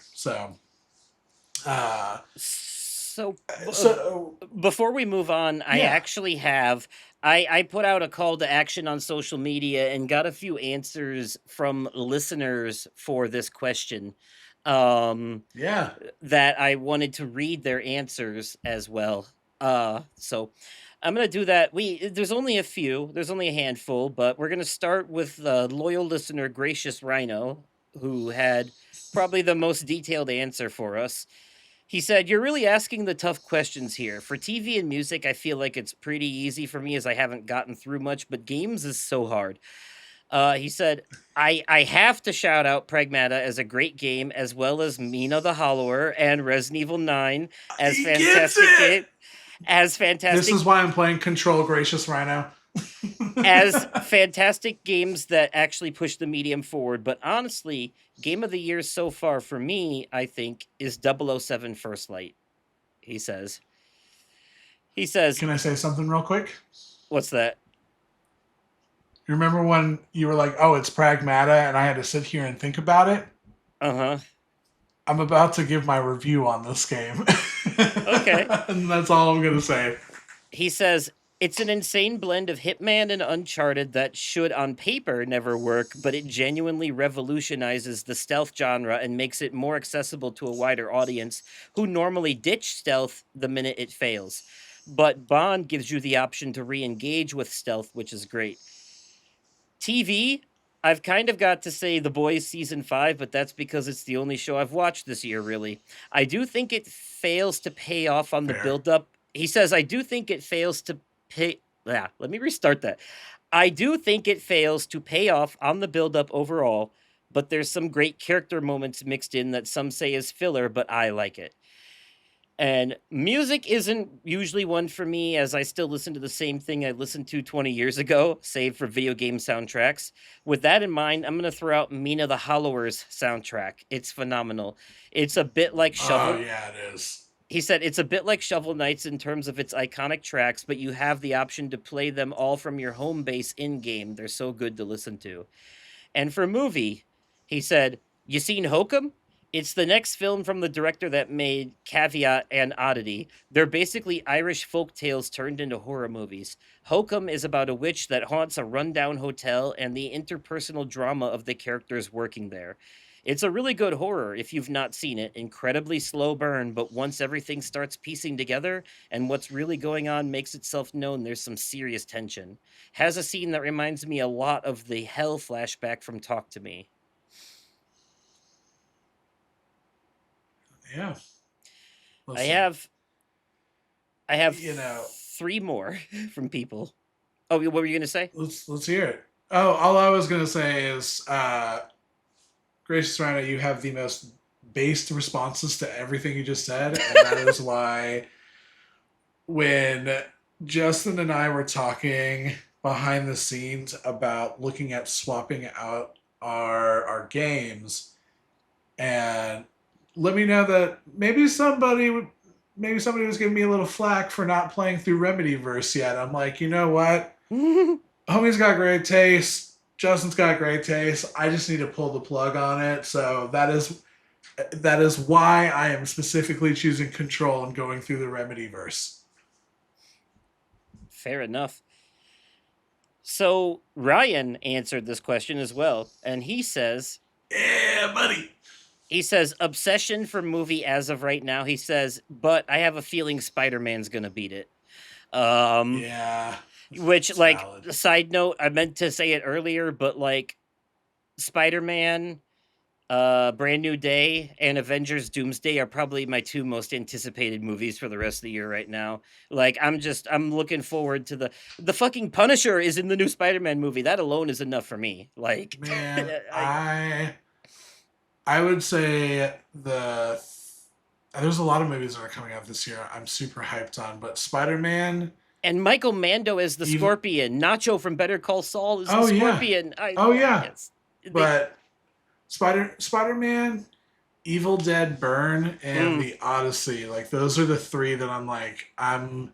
There's a lot of other ones like Coyote versus Acme. There's so many really awesome movies that Oh are yeah, finally coming Coyote out this year, versus but Acme. I almost forgot about. Oh god, that looks so yeah, good. there's a lot of awesome movies that are coming out, but I Doomsday did not crack it for me, but Spider-Man is number one for me. Look, I'm not gonna lie. I'll be honest. More than anything else, and to be fair, I don't think you've seen Thunderbolts and Fantastic Four yet. So I don't know if you have. I've seen Thunderbolts. I have not seen Fantastic Four yet. Okay, you never told me what you thought of Thunderbolts. Did you like it? Oh, I really liked it. It was really good. Yeah, Okay. no, really, really enjoyed it. Yes. My bad for not texting. So you on that. it lived up to my review. It did. Good to know. It did. It lived up to the hype. It was probably the most fun I'd had with a Marvel movie in a long time. So See, no, like spot on. just knowing that they're going to be in Doomsday along with the Fantastic Four is enough for me. Like starting with Yeah, super fair. starting with Thunderbolts, they've been on a rise again. Like they're having a bit of a renaissance. Thunderbolts, Fantastic Four, Daredevil, like they're doing good. So Yeah, yeah. I have faith in this new one, but mainly I just want to see the Avengers and X-Men fight each other. Honestly, like Yeah, that's fair. it is, That's super fair. it's a dream come true. Um, Yeah. but anyways, back to Ryan. He says obsession for movie, Pocopia for game, or You Pocopia, know or what? I mean, how do you however you pronounce it? it's Pocopia. I Pocopia. mean, dude, it's an 89 on Metacritic. Like, it's a Yeah. people that have played it love it. So I get it. He said TV show so far would be Demons of the Shadow Realm, the new anime by the woman that wrote Full Metal Alchemist. Oh, And it's spelled ooh, Full Metal, you say? it's spelled Daemons, so they know their stuff. Okay, Yeah. okay, Yeah, Demons of the Shadow Realm by okay. the same woman that wrote Full Metal Alchemist. Ah, Ryan, you got me, man. Um You got me on the Full Metal. and originally his first answer for album was Silence Outlives the Earth by ERRA. It's all Uh caps, so huh. I'm guessing it's an acronym.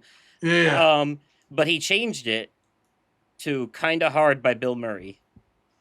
yeah, buddy. Listen, I told you he loves to crank his hog. Okay. And for the last two answers, Adam, who you may remember from the first episode you were ever on, he was one of the guests too. He's the one who Oh yeah. Yeah, yeah, he's yeah. the one who recommended Banishers. Cyclops, right? Yes, yeah. Yeah, yeah. So he said his game of the year so far is Life is Strange Reunion. Okay. I haven't played a lot of the newer games that I didn't really want and need to play that have come out this year so far. He's got a lot on his backlog he wants to play. His Okay. movie of the year so far is the Super Mario Galaxy movie. Um, Fair enough. he doesn't have an answer for TV shows, but his or album, but he has a song. When the Seasons Change by Five Finger Death Punch. Oh man, I haven't listened to Five Finger Death Punch in I want to say since high school, college, somewhere. I didn't know they were still doing music. Good for Five Finger Death Yeah, Punch. I didn't know they were still doing music either. And on that same post, I have No, no offense. yeah, I have a very simple answer from Carissa, who said that Obsession is also her movie of the year so far. That's all she had. Awesome. Awesome. Also, I hope you're doing well as well, Carissa. I haven't talked to you, I think, since the wedding. No elaboration, just in a simple answer. So, Yeah, but that is very Carissa of her. yeah. So, Yeah, fair. um, and yeah, I think that pretty much does it for that. Was there anything else that you wanted to tackle in our mid-year review? You, you know, I just I'd love to hear just between, and you can do it for each category and an overall, but halfway through the year, like what would you give what we've received in media if you gave it a score?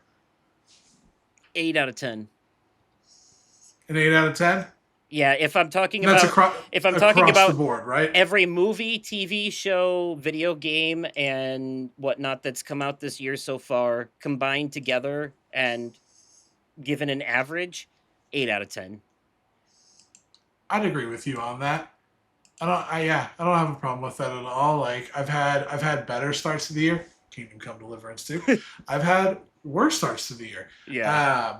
It's been a surprisingly really good amount of games in the first half. I feel like so far this year we've got either things that are really good or mediocre, but I have yet to run into anything I consider outright bad.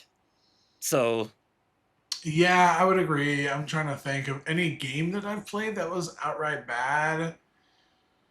No movie that I saw that was outright bad. How to Make a Killing was not that great. I'm not gonna lie to you, and it really upset me because I love Homeboy that's in it.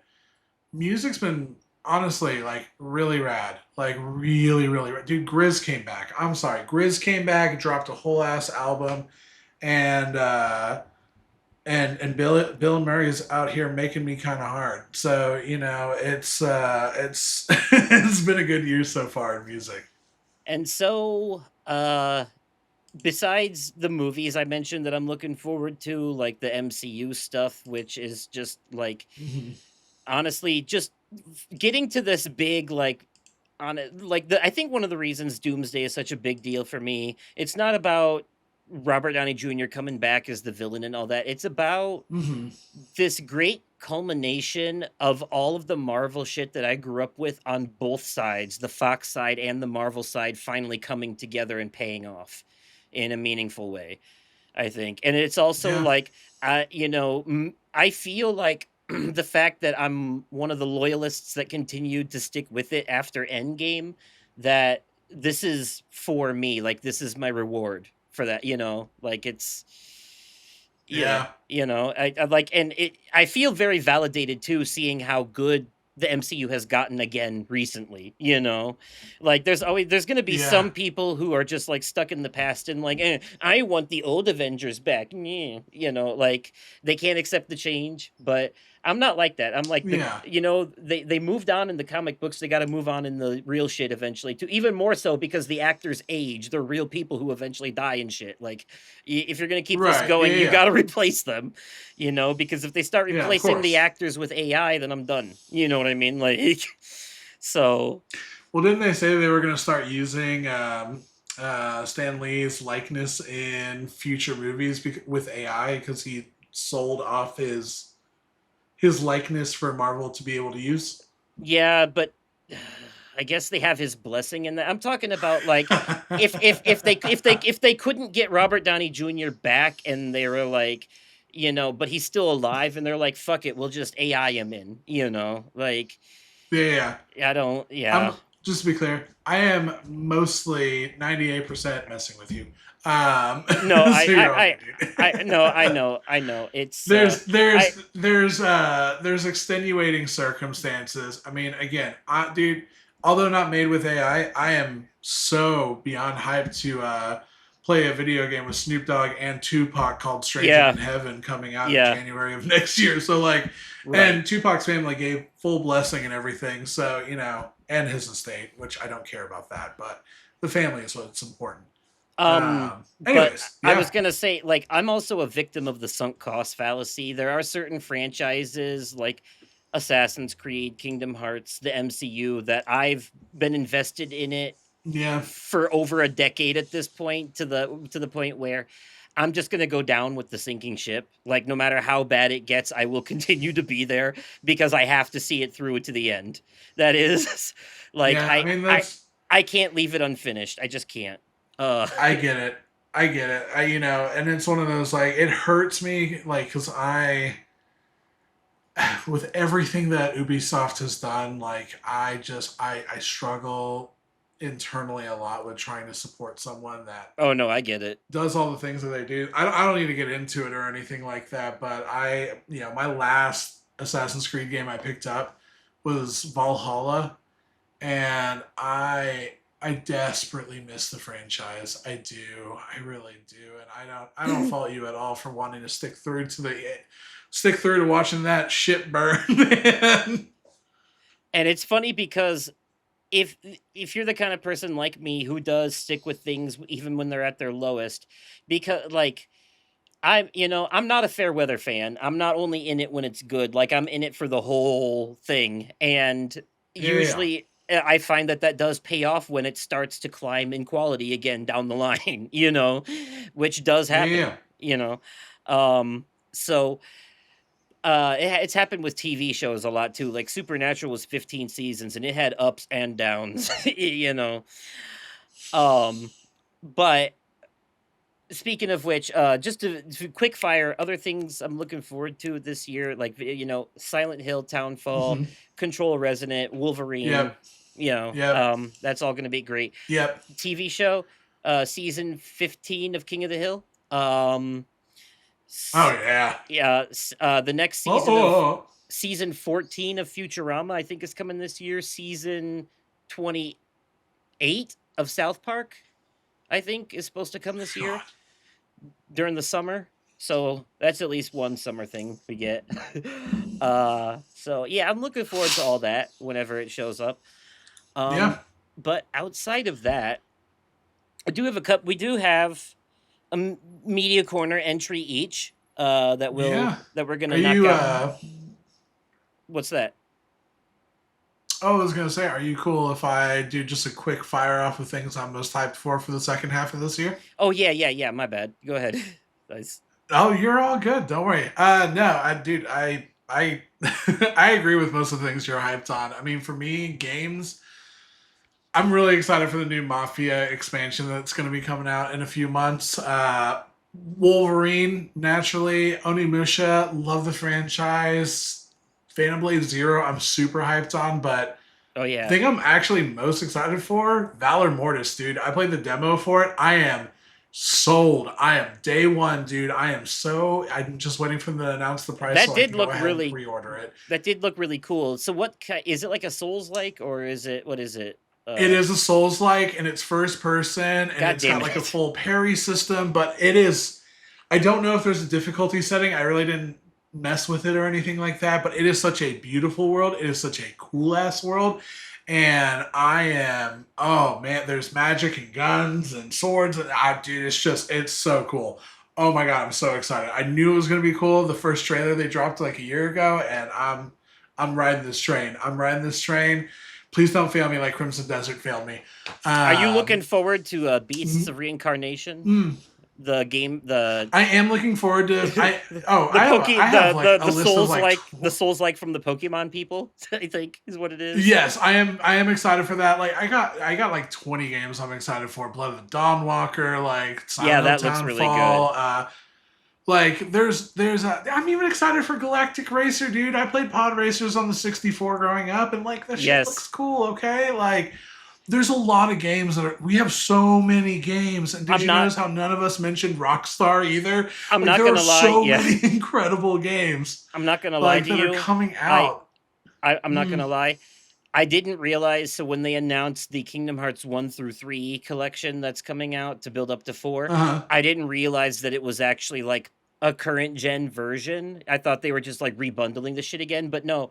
This is No, this no, is it's a current gen version. this is a native PS5 version, and I looked. Yeah.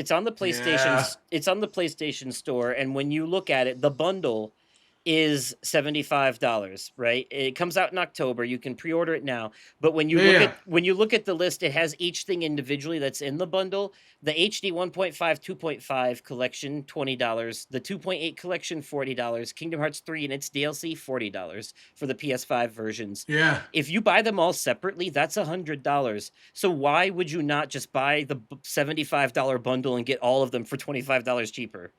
Which is Yeah. No, I agree. what I'm probably going to do because I will not say no to yet another chance to play through this series on the PS5 with like I mean they already look pretty the PS4 versions already look pretty good, but I can only imagine it'll be even a little bit maybe in like true 4K or something this time. Yeah. It means I can record them at 60 frames. It won't drop to 30 frames cuz it's the PS4 version and hold brand new separate trophy lists to earn all those delicious trophies all over again. I am a I am a man of my vices. I It's will weird. here's the thing. I already own all of the games in physical format. So when the 1 through 3 comes out, I will be getting it for PC because they are going to have available for PC. I want to see how high I can crank the quality on these games and see what it looks like. I'm really Isn't it excited to not? do that. Can't they just update the already existing collection on PSC? It already I exists on there. It's called I like think the Integrum collection or some shit like that. something like that. But the 1 through 3 collection is going to be coming out on Steam as well. So Hmm. I'll have to see if there's any difference between the two of them. But what I do know is, again, I already own these games on physically in multiple formats and multiple different consoles. Like I've put my clown makeup on too many times for Square Enix, and I'm gonna do it one more time just so I have it on PC too. Especially because I want to. I could play on the Steam Deck too, dude. Like that. Yeah. Shoot, I want to do that. I mean, I'm gonna make it a point to replay them as research purposes for the retrospective, anyways. So, Fair, super fair. um, but before we leave y'all, we do have a couple of quick media corner entries. So, we're gonna go ahead and We do. knock those out real quick. Um, I don't have a whole lot to say about mine. I'm going to review Lego Batman: Legacy of the Dark Knight. Um, I haven't quite finished it yet, but I've played enough that I can give a good take on it. It is possibly Mhm. the best Lego game ever made, quite honestly. And even if you're not a fan of Lego games, if you're a fan of the Arkham games, I would still call this a must play for you because they worked with some of the people from Rocksteady who worked on those games um for like purposes of combat and stuff, and it, for all intents and purposes this game feels like an Arkham game with a Lego skin.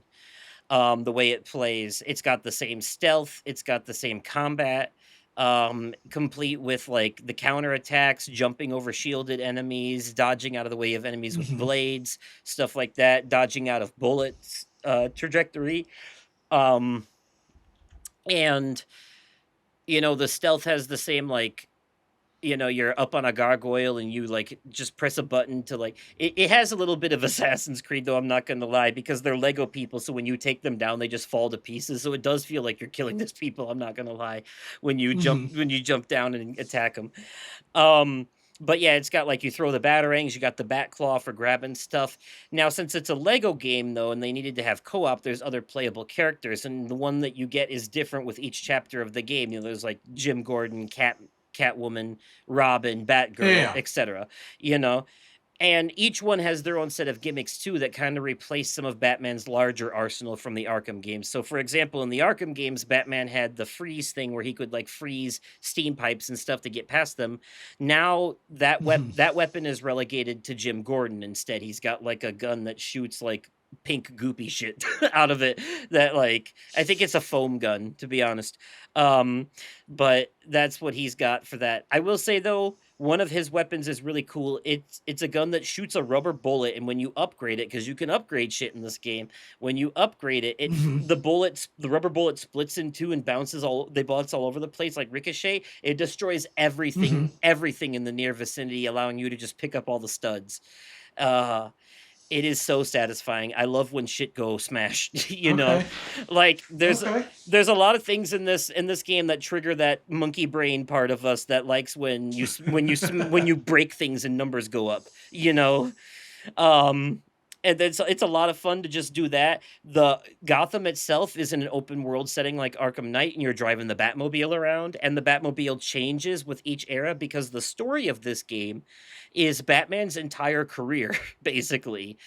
But from it's the parts of the story are taken from bits and pieces of different movies, TV shows, and comics. And they throw them all together. So, like, for example, when in the beginning, when Batman's parents die, they're killed by Jack White, who says, Hmm. "You ever dance with the devil in the pale moonlight?" A clear Hmm. reference to the Jack Nicholson Joker. Um, Yeah. but then later, when Bruce is older, he trains with Ra's al Ghul under the League of Assassins before becoming Batman, which is directly from Batman Begins, the Christopher Nolan movie. Hmm. They take that. Then you come back to Gotham, and his early time as Batman is straight out of the Robert Pattinson movie, The Batman, including the same Batmobile and the same version of Jim Gordon. You know, but then you go to Wayne Okay. Tower, but then you go to Wayne Tower, and Lucius Fox is the Morgan Freeman version, and they just throw all these things in there.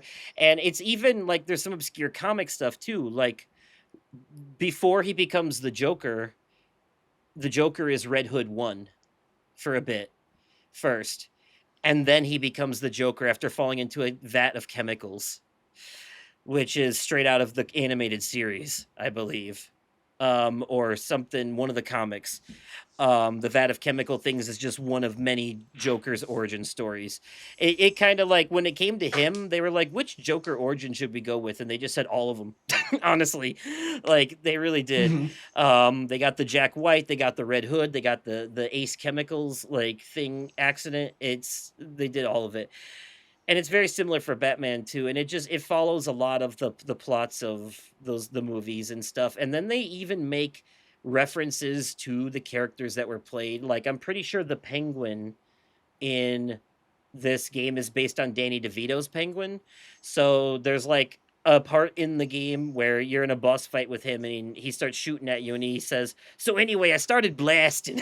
you know so they do stuff like that, like pop culture references that require you to know not only the reference, but who played that particular character in one of the movies. Like there's a Liam Neeson reference by Ra's al Ghul, for example, Mhm. because he played him in Batman Begins. Um, so yeah, so they cover the Nolan movies, the Robert Pattinson movie, the animated series, the Tim Burton movies. Like they cover a lot of it. So and it's really good. I do love the Tim Burton movies. I love it. I love the Batman Tim Burton movies so much, man. This It's so is bad, but it's so good. this is by far one of the best Lego games ever made. And since it's a Lego game and not like super serious and dark like the Arkham games, they can get away with a bit Mhm. more. You know, there's that like Lego style humor in there, but they also bring in obscure Batman villains like Condiment King, because they can with shit like this. So I have a question for you. Oh, and This is going to be kind of a The Riddler is hmm. is in this too, like he is in the Arkham games. There is Riddler Yeah, stuff, yeah, just yeah. like the Arkham games, but Oh, okay, cool. not just the Riddler, but also the Clue Master. You got to deal with two of the fuckers in this one. Okay. So, was that gonna Okay. be your question? No, no, no, no, no, no, no. So I know just from seeing, gameplay and everything else that there's so many different skins for your Batman to be able to use. Hmm. My main question is George Clooney's Batman an option? And follow-up question, does he have the bat nipples on the Lego character as well? I can't confirm that one yet. I think for Batman's more mature era, they actually went with the Michael Keaton version. I would say Ooh, okay. I mean, fair, but like, just sorry, just The Clooney nips is I will spend $70 on a game just for that. honestly though, just for the main I think the main reason they did it was just so that because Batman's a Lego, they could have him spin his whole head around when he's like, "You want to get nuts?" You know that line. Yeah, So, that's super fair. No, makes sense to me. but I will say, even though the different iterations of Batman himself go through like the different Mm-hmm. versions, like when he's a younger one, it's Robert Pattinson's version. When he's older, it's like Michael Keaton and all that. But Mm-hmm. Bruce Wayne is definitely based on the Christian Bale version, 100%. Okay, cool. There's even Noted. a All right. fucking American Psycho reference in this game. I'm not. Oh, excellent, Yes. excellent. I love that. So like this is by far the best Lego game. It not only is it a solid Lego game, it's a solid Batman game. Like you can tell it was made with a lot of love. The developers did their research hard. And it's one of those games where you can get all the collectibles in your first playthrough of every level. None of that like, oh, you need special powers to reach certain things bullshit anymore. If you look hard enough, you'll find it. All of it.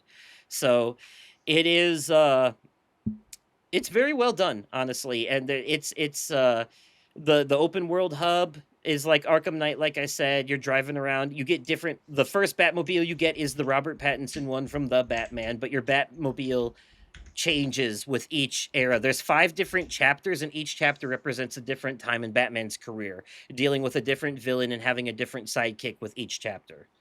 So, you know, Cool. yeah. Um it's definitely worth it, I would say. If you Okay. like even if you don't like the Lego games, if you like Batman or even just Batman Arkham, this is worth it, honestly. Uh this game is a love letter to all things Batman, quite frankly. Okay. Cool. I would give Yeah, it I definitely. 8.5, maybe even 9 out of 10 if I'm judging it on the merits of it being a Lego game. But Okay. on the merits of it being a Lego game, I would probably give it an 8.5, but all the like painstakingly detailed references and like absolute shout outs to deep Batman lore, like these developers did their research, that bumps it up to a 9 for me, honestly. And just the fact that it plays Okay. exactly like an Arkham game on top of everything else. But an Arkham game where I can smash everything and collect the pieces, like Yeah. No. No. 100%. it scratches a very specific itch, I'm not going to lie, that I didn't know was Okay. Hey, there, but listen. It's something that I've been wanting to play. I've been on the fence on it for months, and it's not because like, do I want to play it or not? It's for me. I'm like, do I want to spend $70 plus on a Lego game. Batman game, sure. Lego game, I'm like, I don't know. Um, Yeah, they need to put like a demo or 8.5 is something out really for good it though. because you'd be really surprised. You'd be really surprised how Yeah, good and that's the thing. this is. Also, like the game is like weirdly demanding for playing it on PC. Like Oh, weirdly super demanding. it looks good, honestly. Like it's like visually Yeah, for a Lego game, it looks good. And it's fully voice acted and all that, which is also awesome. I will say yeah. it's the first. I want to say it's not the first open world Lego game, but the fact that it is open world probably Hmm. plays a role in that. Um, Okay.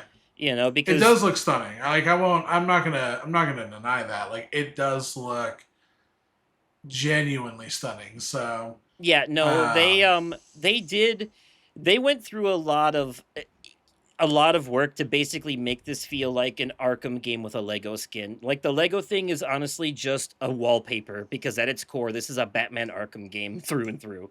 I'm not gonna lie. okay. Oh So, yeah. um, I don't know. I mean, I guess I would agree. I don't know if it's worth as much as they're asking for it. I would say it's probably more of like a $50, $60 game, but Yeah. If still it, though, yeah. it's good. It's really good. I'm not gonna lie. And that's the thing. That's why I'm like, yeah, yeah. If it was 59.99, like would I've picked it up? Yeah, I probably would have. I'm a sucker. Uh, All right, you but it's one wanna? of those. Oh, Mm, it's one of those what? I was gonna say it's one of those games where I'm honestly just waiting for it to even just get 20% off on Steam, and I'll pick it up right then and there and start playing it. It's worth So, it, especially if you can get someone to play. If you get someone to play it with you, which I thought was really cool. One of the things they do because I did play some of it with Ryan, and after like the mhm. first couple levels, he was sold. He was like, "All right, this is." We got to the point to right before he actually becomes Batman, and that's where he decided to stop. We got through the wole origin, like the whole League of Assassins Yeah, thingy. yeah. You know, Okay. um, and he was like, "Yeah, this is pretty solid. I'm sold." So but the way they do, because in previous Lego games, the way they used to do co-op was like if you're on the screen together, it's all on the same screen. But if you start to split apart, that puts this like line through the screen and it like moves and shit. And I hated that. Hmm. This version is split down the middle the whole way through, no matter where you are. Like it's perfectly split screen co-op like the old days. Um and that I really appreciated. And it works quite well because it's a Lego game. It doesn't cut off too much detail, in my opinion, especially if you're near each other. So, Okay. um, so yeah, you want to bring us home with your review? Yeah, I actually rolled credits on this game yesterday. Yeah, last night. I'm going to talk about 007 First Light. And I want to start before getting into it, say, I was a hater of this game. I'm not going to lie. I was genuinely a hater of this game. The moment they showed the first trailer, I was like, this looks like buns, and I'm not going to be interested in this. They showed a gameplay trailer, and I was like, this looks somehow even worse, and it looks like really rigid and just bad. And I'm pretty sure I dogged on it while we were doing our fantasy draft, and Oh, the joke the joke is on me. Yet none of us drafted it on our teams, and the joke's on me because this game rips. This game is awesome. I want to sincerely apologize for to IO Interactive for having my doubts. I have known IO Interactive for a long time. I have a mixed feelings overall related to the Hitman franchise. Some games are good, some games are not. And last year, IO Interactive published the dumpster fire known as Mind's Eye. So yeah. everything was not looking everything was looking bad for First Light. And I was so wrong Which is in crazy the that best way they possible. dropped the ball so hard on that when they had so much success with the Hitman series that they did. Yeah, well, Mind's Eye. So Mind's Eye was developed by a group called I think Rocket Boy or something like that. Oh, But IO Interactive published it. But that means like you're willing to put your name on yeah, this game, like yeah. and it was that big of a turd. Like, no, dude. But when I say like don't call it a comeback, like 007 First Light was incredible, absolutely incredible. It is a James Bond game. It is a James Bond story. It's a wholly new story. It is essentially a prequel to everything and a reboot at the same time, where it is essentially how James Bond came to be a, a double O agent, but rebooted where the timeline is current. Like it's set in 2026. And each character from M to Hayward to Moneypenny to every single person you come across is so well thought out. Q, oh my god, Q, I love Q. Uh, Mhm. every character is so well thought out and so well acted. This game was it was a movie. It felt like watch. It felt like the first time playing through, Uncharted 2 or The Last of Us, where it's just like it is very narrative heavy, but still very action heavy at the same time. And it works. It Oh, I'm so shouldn't jealous. work. I'm having huge FOMO for It this game right now. like I've played some of the more recent Hitman games, and like the combat kind of sucks in the games. I'm sorry for saying that. It's a solid 7 out of 10 game for me. Um, and like everything on paper about this, like it shouldn't work. Like this game shouldn't work as well as it does, but it does. Like, and it's, I will tell you, I am very much not a big stealthy person unless I'm playing games very specifically stealthy, like something like Splinter Cell, where like your only option is stealthy. I'm pretty good at stealthy for something like that. When you have the option, oh no, no, no, no, no, no. I am a bull in a glass china shop. Like I and I am unashamedly going to just lean my shoulder in and just power through it. And there'll be bullets flying everywhere, and I'm just throwing elbows and just having a great time. And it was just so much fun, and it was so gorgeous too. I run my AMD 9070 XT. I consistently had on the highest settings across the board 100 frames per second, and it was stunning. And the story was incredible. Everything about it, and it consistently kept it fresh. Kind of like when you're playing an Uncharted game where every mission adds a new type of mechanic or a certain type of vehicle, whether it be a land one or not one, and I don't know, it just everything worked shockingly well, like shockingly well. And it was it made me kind of speechless, where I'm like, I thought this game was going to either have fun gameplay and a terrible story, or good graphics or terrible graphics, or just there was going to be something that was just awful about this game, but it was awesome across the board, and it's so frustratingly awesome.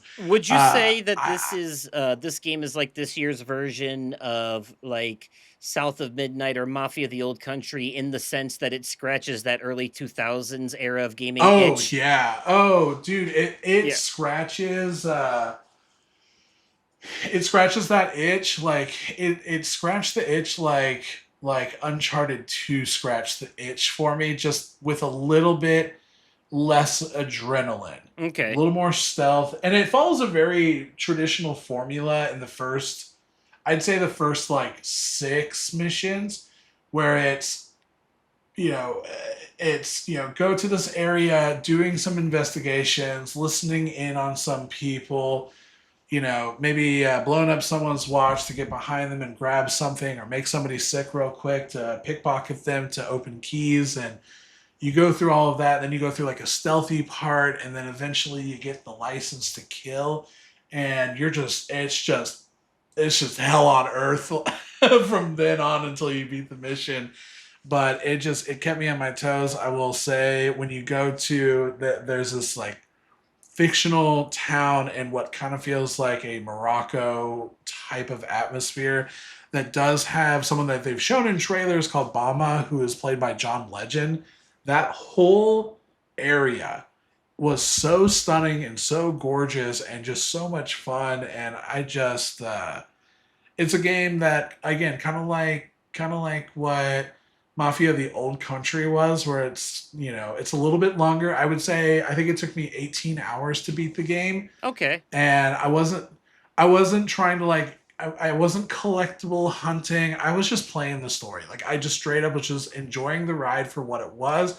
I wanted it to play in front of me like a movie, so I wasn't trying to like break immersion and like go and hunt for specific things. It was just like I don't know.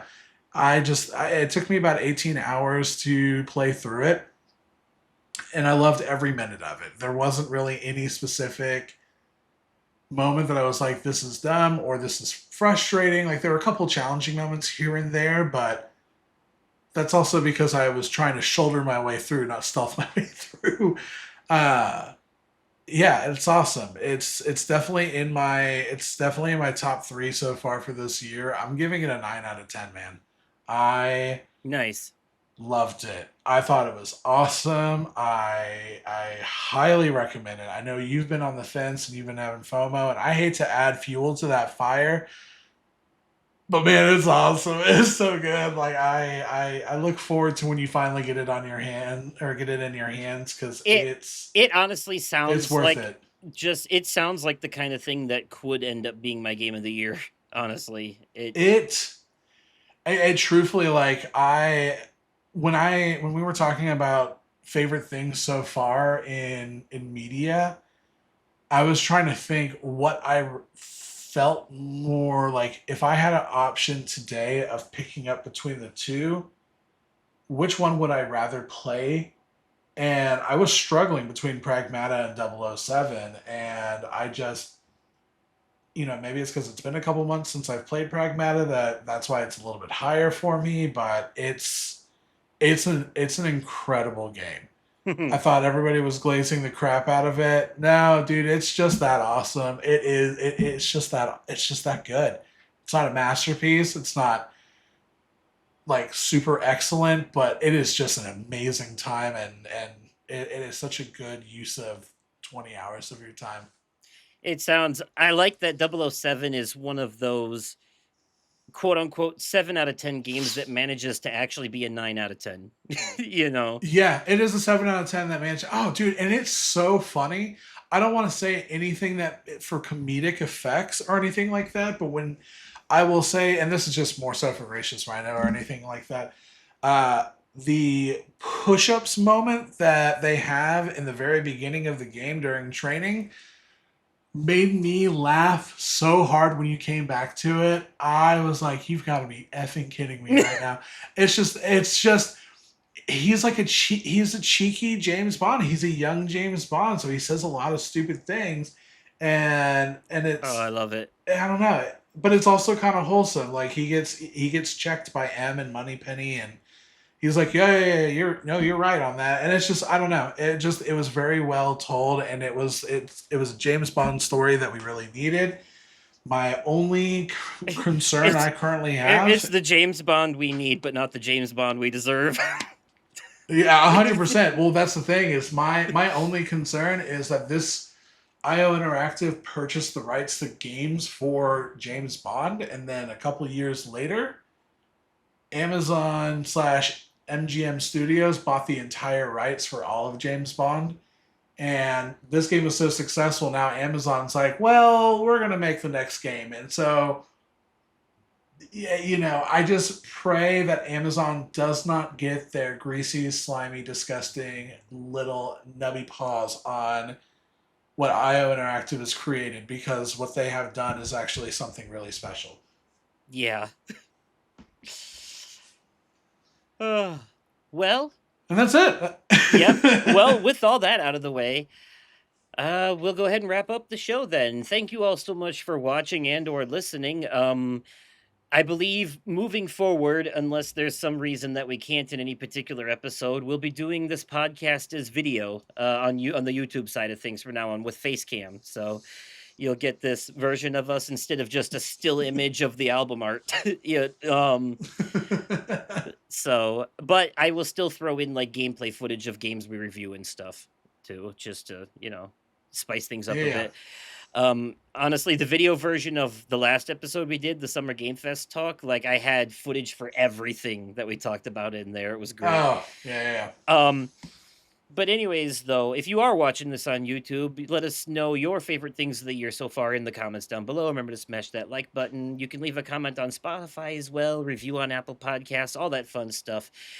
You can email me at podcastoversoul@gmail.com or find me on all the things at Oversoul53, Oversoul Gaming. And you can find Brooksy on TikTok and Instagram as Brooksy My Boy with an I.